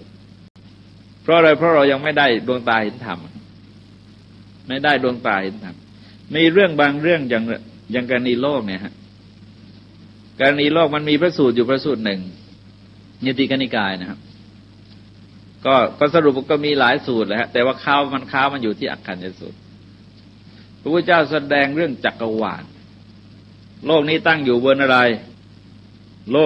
ลกนี้อยู่บนลมอยู่บนอะไรลมอยู่บนอากาศอยู่อะไรอยู่บนสุญญากาศอยู่บนอะไรพระเจ้าว่าเลิกถามยุ่ง ถามนอกเรื่องมากไปเนี่ยเราจะเห็นว่าพอเอาเข้าจริงมันก็อย่างนั้นนะอย่างนั้นเองไปสุญญากาศไปเจอสุญญากาศแล้วก็ไปใกล้ดาวอื่นมันก็อยู่ในรูปเดิมอีกมันก็คือบรรยากาศนะแล้วก็ลมแล้วก็เอาน้ำก่อนนะฮะน้ำแล้วก็ลมแล้วก็บรรยากาศแล้วก็สุญญากาศไอ้คำที่เรียกนั้นมันไม่แปลกหรอกฮะแต่ลักษณะมันอันเดียวกันแล้วคำก็รู้สึกว่าจะคล้ายกันพระเจ้าแสดงเรื่องจักรวาลไว้วิจิตรพิสดารจัดเป็นระบบสุริยะจักรวาลที่เยอะเลยฮะเมื่อสมัยสมเด็จพระมหาสมณะยังไม่กล้าแปลนะพระสูตรนี้กลัวคนก็จะหาว่าศาสนาพุทธโกหกแล้วคนที่แปลเป็นใครรู้ไหมฮะผู้ศึกษาจักรวาลวิทยาของอเมริกาเป็นคนแปลมาแล้วก็เผยแพร่เองทีนี้ถ้าเราอย่างในเมืองไทยเรายังไม่ได้ศึกษาระบบคัตเตอร์ในเยมินีที่มีดวงจักรดารากาถึงเท่าไหร่29ตัวเลข29ตัวเลข27ตัวเลขนะฮะมี23นำหน้าแล้วก็ต่อด้วยเลข0 27ตัวนี่พระเจ้าแสดงขนาดนี้ฮะแต่พวกเนี่ยอธิบายไว้ในบทคมโลกวิทูจะรู้แจ้งโลกพอเราอธิบายไปประเดี๋ยวก็เกิดวิจิกิจฉาทันทีเพราะเรายังไม่ได้ระดับญาณในญาณพระพุทธคุณแต่ละข้อถ้าพอตีออกไปแล้วนะฮะเราไม่สงสัยอะไรเลยนั้นแสดงว่าเราเป็นพระโสดาบันแต่ว่าแน่นอนเหลือเกินนะฮะถ้าว่ายังไม่เป็นความรู้ระดับญาณแล้วต้องสงสัยต้องโต้แย้งต้องสงสัยอย่างพระสัพพัญญุตญาณหรือความสัมมาสัมพุทโธวิชาจนะสัมปันโนทั้งหมดนะจะสงสัยทันทีแล้วก็มีความเชื่อมั่นไม่หวั่นไหวในพระธรรมตามนัยยะธรรมคุณนั่นเองฮะตามนัยยะธรรมคุณเราจะเห็นว่าอย่างพวกอากาลิโกของธรรมในบางทีเราก็สงสัยแสดงว่าอะไรแสดงว่ายังไม่เป็นพระโสดาหรือว่าสุปฏิปันโนนี่ยิ่งเละใหญ่เลยฮะสุปฏิปันโนนี่ยุ่งมากเลยข้อที่3เนี่ยมีความเชื่อมั่นไม่หวั่นไหวในพระสงฆ์เราจะเห็นว่าเราจะสงสัยนัยยะพระสังฆคุณ4ข้อนี่มากปฏิบัติดีปฏิบัติตรงปฏิบัติเป็นธรรมปฏิบัติสมควรแล้วให้ลองสังเกตว่าถ้าตั้งปัญหาถามแล้วโยมลองไปอ่านปัญหาที่มาตอบมาดูปัญหาเรื่องพระเนี่ยก็จะสงสัยในสังฆคุณนี่เองมันแสดงว่ายังไม่ได้ดวงตาเห็นธรรมนะ ไม่ได้ดวงตาต่างๆแล้วก็ไม่มีความเครือบแคลงในไตรสิกขานั่นคือศีลสมาธิปัญญาทำหน้าที่ขจัดสิ่งที่เราเรียกว่าสังโยชน์สังโยชน์อย่าลืมนะฮะสังโยชน์ก็คือกิเลสอีกอะทำไมไปพูดเรื่องสังโยชน์เพราะว่าพระโสดาบันนั้นศีลสมบูรณ์ศีลเราไม่พูดแล้วมันเรียบร้อยไปแล้วสมาธิท่านได้พอประมาณนะได้พอประมาณไม่ถึงกับสมบูรณ์นะปัญญาก็พอประมาณแต่ว่าสังหารคือมันปัญญาตัวแสงสว่างนะจะทำหน้าที่ขจัดความมืดคือสังโยชน์ออกไปได้3 ข้อเรียกว่าดวงตาครับคือสักกายทิฏฐิความเห็นเป็นเหตุถือตัวถือตนนะอันนี้เราพูดหยาบๆนะฮะว่ากันตามความเป็นจริงที่เราเอาเผยแพร่ในเราพูดหยาบๆทั้งหมดเราไม่ได้พูดจริงอ่ะไม่ได้พูดตัวลึกลงไปลึกลงไปในปาณาติบาตคำเดียวเนี่ยปาณาติบาตตัวเดียวนี่อธิบายไปแล้วก็โอ้โหไม่ใช่ทำง่ายนะแต่เขาไม่กล้าพูดกลัวโยมจะกลัวศีลวิ่งหนีหมดเลยพูดอยากฆ่าสัตว์กันแล้วกันนะพูดอยากฆ่าสัตว์กันแล้วกันแต่ว่าชั้นจริงๆเวลาเป็นศีลจริงๆมันไม่ใช่เฉพาะฆ่าสัตว์แต่เขาไม่อธิบายออกไปเองฮะไม่อธิบายออกไปเอาตรงนี้ก่อนเพื่อตรงนี้ก่อนเราหยาบให้ได้เถอะครับในสักกายทิฏฐิก็เหมือนกันนะเราจะเห็นว่าความเห็นของคนเราให้ลองสังเกตนะเราจะเอาเราไปผูกกับขันธ์ห้าไปผูกพันกับขันธ์ห้ามันจะหมุนอยู่เนี่ยเราเป็นรูปเป็นเรานั่นชุดหนึ่งนะฮะเราสงสัยว่าเราเนี่ยเรากับรูปนี่น่าเป็นอันเดียวกันหรือว่ารูปเป็นเราเป็นรูปนะหรือว่ารูปอยู่ในเราหรือว่าเราอยู่ในรูปใช่ไหมฮะเราจะเห็นว่าเนี่ยมันจะออกเป็น4แล้วพอเวทนาก็4อีกเราเป็นเวทนาเวทนาเป็นเราเป็นเวทนาเวทนามีในเรามีในเวทนามันก็สรุปแล้วว่าเราจะผูกพันกับขันธ์ห้าเนี่ย20 ลักษณะด้วยอย่างละ4นะ5 4ก็20นี่คือตัวสักกายทิฏฐิจริงๆแต่ว่าเวลาเขาอธิบายเขาไม่อธิบายเขาไม่อธิบายก็พูดแต่ว่าความเห็นเป็นเหตุถือตัวถือตนถือเราถือเขาแบ่งเป็นพรรคเป็นพวกเป็นเราเป็นเขาเอาเท่านั้นก่อนพูดกันเท่านั้นก่อนอย่างอื่นค่อยว่ากันในห้องเรียนเวลาปฏิบัติแล้วก็มีก็เรียกว่าประมาณ 75% เนี่ยจะต้องเป็นผลจากการปฏิบัติเอาเองเขาจะไม่เอามาพูดมันเกินไปยากเกินไปแล้วก็ละวิจิกิจฉาคือความลังเลสงสัยในคุณของพระพุทธเจ้าพระธรรมพระสงฆ์ความสงสัยนั้นเรื่องสำคัญนะฮะมันตั้ง8 เรื่องเราจะเห็นว่าสงสัยในพระพุทธธรรมพระสงฆ์ในไตรสิกขาทำไมท่านไม่สงสัยเพราะท่านเชื่อมั่นแล้วอย่างที่ว่าตะกี้เห็นไหมฮะมันจะสัมพันธ์กันเลยกับองค์ของพระโสดาบันเนี่ยองค์พระโสดาบัน4ท่านมีเพราะฉะนั้นเมื่อท่านมีท่านก็ไม่มีวิจิกิจฉานี่วิจิกิจอีก4 อย่างซึ่งเป็นเรื่องเดียวกันแล้วก็จะไม่สงสัยเรื่องอดีตเพราะจะมองสิ่งในแง่ของเหตุปัจจัยอย่างที่อาจารย์ว่านะแล้วแต่ชุดไหนเราตามแต่เราจะพูดแต่ก็หมายถึงชุดเดียวกันนะมีกิเลสมีกรรมมีวิบากมีกิเลสมีกรรมมีวิบากหมุนอย่างเงี้ยไม่สงสัยฮะถ้าตราบใดที่มันยังมีมันก็ยังมีอย่างนั้นไม่สงสัยรูปชีวิตของอดีตแล้วไม่สงสัยเรื่องอนาคตว่าถ้าปัจจัยเหล่านี้มันมีเหมือนเมล็ดพืชอย่างเนี้ยเอาเมล็ดมาต้นหนึ่งมียางเหนียวหน่อก็มีไปได้อุณหภูมิที่เหมาะสมมันงอกมันก็แตกกิ่งก้านสาขามันออกลูกต่อไปลูกมันถ้ายังคุณสมบัติครบทั้ง3 อย่างมันก็ปลูกสืบเพื่อพานกันได้อย่างพูดถึงมะพร้าวเนี่ยมะพร้าวตราบใดที่มันยังมีคุณสมบัติเหล่านี้มันก็งอกเข้ามันอยู่เรื่อยอย่างนั้นน่ะชั่วกับชั่วกันว่าไปเรื่อยแต่เวลามันหมดอ่ะถ้าว่าหมายความว่ามะพร้าวทุกลูกในโลกนี้หน่อมันถูกทำลายยกตัวอย่างนั้นหน่อถูกทำลายหมดแล้วมันก็หมดเองมะพร้าวหมดเองแต่ความเป็นไปได้มันเป็นไปได้มันเป็นไปไม่ได้แต่เป็นไปได้ก็มันเหมือนกับคนบางคนที่เขามักจะพูดมาเองก็พบได้ยินคำถามว่าแต่พระพุทธเจ้าได้สอนให้คนไปนิพพานกันหมดแล้วโลกมันก็ไม่มีคนอยู่เดี๋ยวบอกว่าคุณอย่าไปยุ่งอย่างนั้นมันเป็นห่วงไว้เข้าเรื่องเป็นห่วงไว้เข้าเรื่องเป็นห่วงแบบไหนฮะแบบไอ้ไส้เดือนกินดินแล้วไม่กล้ากินมากฮะกลัวไส้เดือนจะหมดโบราณก็บอกไปไส้เดือนมันกินดินแต่ไม่กล้ากินมากเพราะกลัวไส้เดือนจะหมดมันมีนกชนิดหนึ่งเขาเรียกว่านกไอ้มูลถ่ายหรือนกต้อยติวิตมันจะนอนหงายทับฟองไข่เอาไว้โบราณอธิบายว่าเพราะมันกลัวบอกฟ้าจะถล่มมาทับฟองไข่มันนะ ก็เนี่ยคือความโง่แบบไอ้ไส้เดือนกับความโง่แบบน้องก้อยชีวิตมันไม่ต้องไปคิดแต่เรื่องอย่างนั้นเขาไม่คิดกันเพราะมันเป็นไปไม่ได้ทีนี้ต่อไปก็คือศีลพัตตปรามาสนะฮะถือมั่นในศีลและวัดต่างๆเพราะฉะนั้นพระโกณทัญญะองค์เนี้ยที่จริงท่านชื่อโกณทัญญะพอได้ดวงตาเห็นธรรมแล้วมันมหัศจรรย์ท่านอย่าลืมนะฮะพระสูตรแต่ว่าอามาจะไม่ผ่านไปถึงโน้นมันยังอีกยาวช่วงหลังนี้พระสูตรเนี่ยที่เราเถียงกันโดยเฉพาะอย่างยิ่งเคยพบหนังสือพวกสำนักอภิธรรมกับหลวงพ่อพุทธทาสเนี่ยบางทีเขียนหนังสือตีกันเลยฝ่ายหนึ่งบอกว่าอภิธรรมเป็นพุทธพจน์ทั้งหมดฝ่ายหนึ่งบอกไม่ใช่แต่แท้ที่จริงแล้วดื้อโดยกันทั้งสองฝ่ายเลยคือลองสังเกตนะว่าพระสูตรที่เราพูดมาทั้งหมดเนี่ยเราสังเกตนะฮะว่าเอวเมสุตังเอกังสมยังปะกวานะฮะแปลนะฮะว่าข้าพเจ้าได้สดับมาแล้วอย่างนี้สมัยหนึ่งพระผู้มีพระภาคเจ้าเสด็จประทับอยู่ที่อิสิปตนะมฤคทายวันใกล้เมืองพาราณสีครั้งนั้นแลพระผู้มีพระภาคเจ้าตรัสเรียกพระภิกษุปัญจวัคคีย์มาแล้วตรัสว่าตรงนี้ให้ลองดูอ่านหนังสือแตกมันก็รู้แล้วไม่ใช่พุทธพจน์พระอานนท์ท่านบอกพระอานนท์ท่านบอกตรงเนี้ยแล้วไปเถียงกันทำไมหรอมันก็รู้อยู่แล้วนี่นะก็พระอานนท์ท่านบอกว่าเอวเมสุตังข้าพเจ้าได้สดับมาแล้วอย่างนี้แล้วท่านก็เล่าให้ฟังท่านก็เล่าให้ฟังพอพระพุทธเจ้า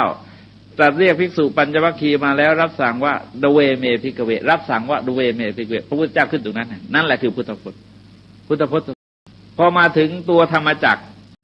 ตรงนี้ตรงหัวนะหัวท่านจะเห็นว่า3-4 บรรทัดเนี่ยไม่ใช่พุทธพจน์ก้นข้อความมันก็บอกแล้วพระอานนท์ท่านก็บอกแล้วว่าเอวเมสุตังท่านสดับมาแล้วอย่างนี้ท่านเล่าให้ฟังเป็นการรายงานนะฮะก่อนที่จะพูดถึงเนื้อ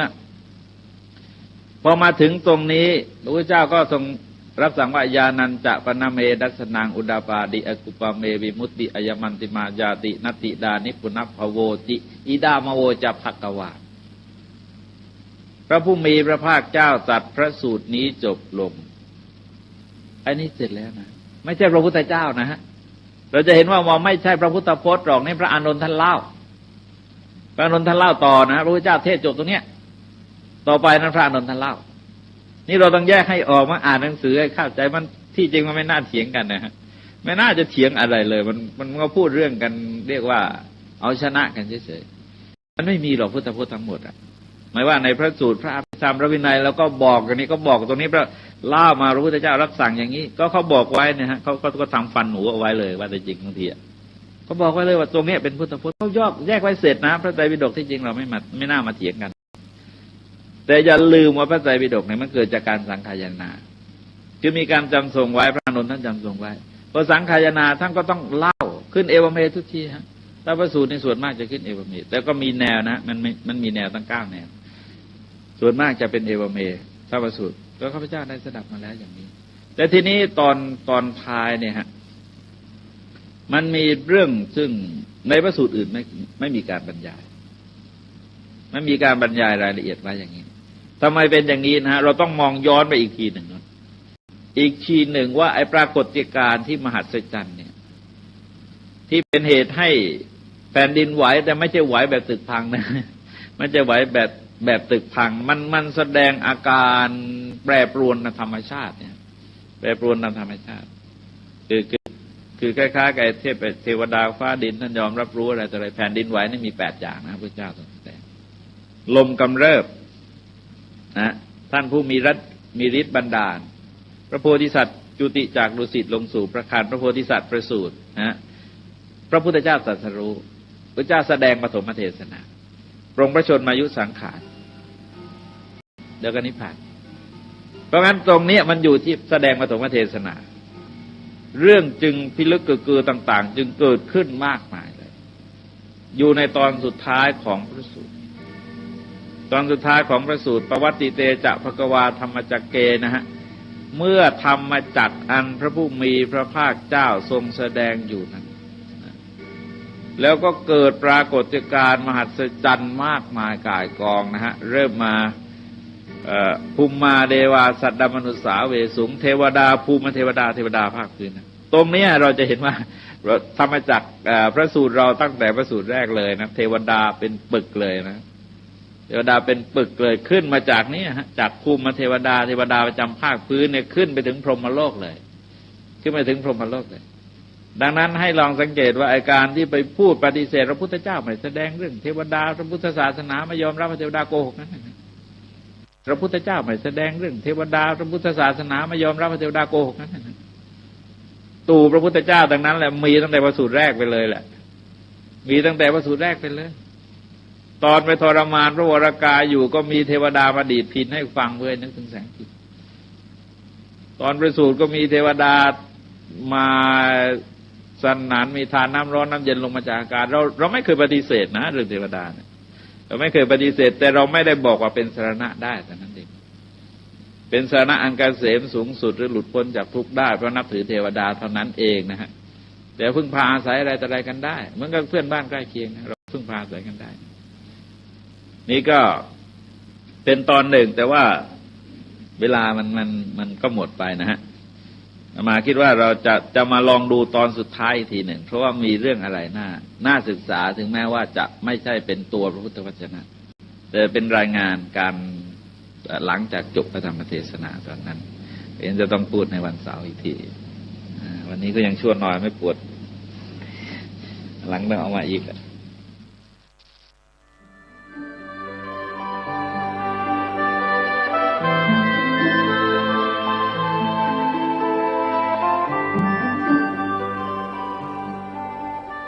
ในยุคโลกกำมือเดียวนักเผยแผ่ควรฝึกใช้สื่อให้เป็นประโยชน์ภายในประเทศควรจะมีรายการวิทยุเผยแผ่พระพุทธศาสนาประจำจังหวัดอย่างน้อย1 ชั่วโมงต่อ1 วันเพื่อประชาสัมพันธ์หรือเทศนาอบรมสั่งสอนประชาชน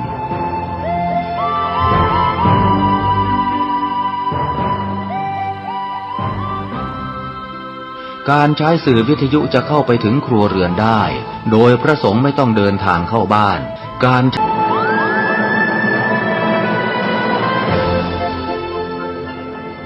เราควรใช้สื่อนำธรรมะเข้าไปให้ถึงภายในบ้านโรงเรียนองค์กรต่างๆให้มากที่สุดการใช้สื่อจะทำให้ผ่อนแรงและประหยัดทั้งคนและเวลา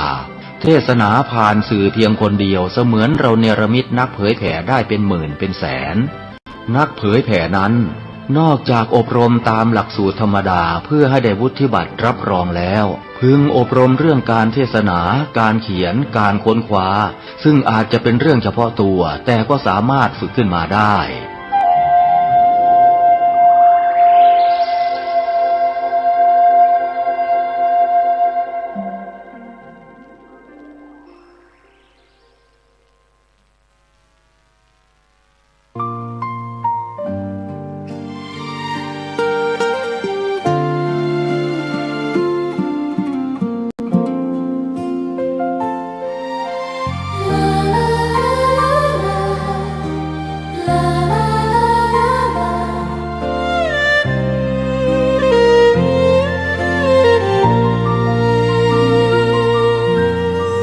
แสงทองร่ำไรในยามอุตสา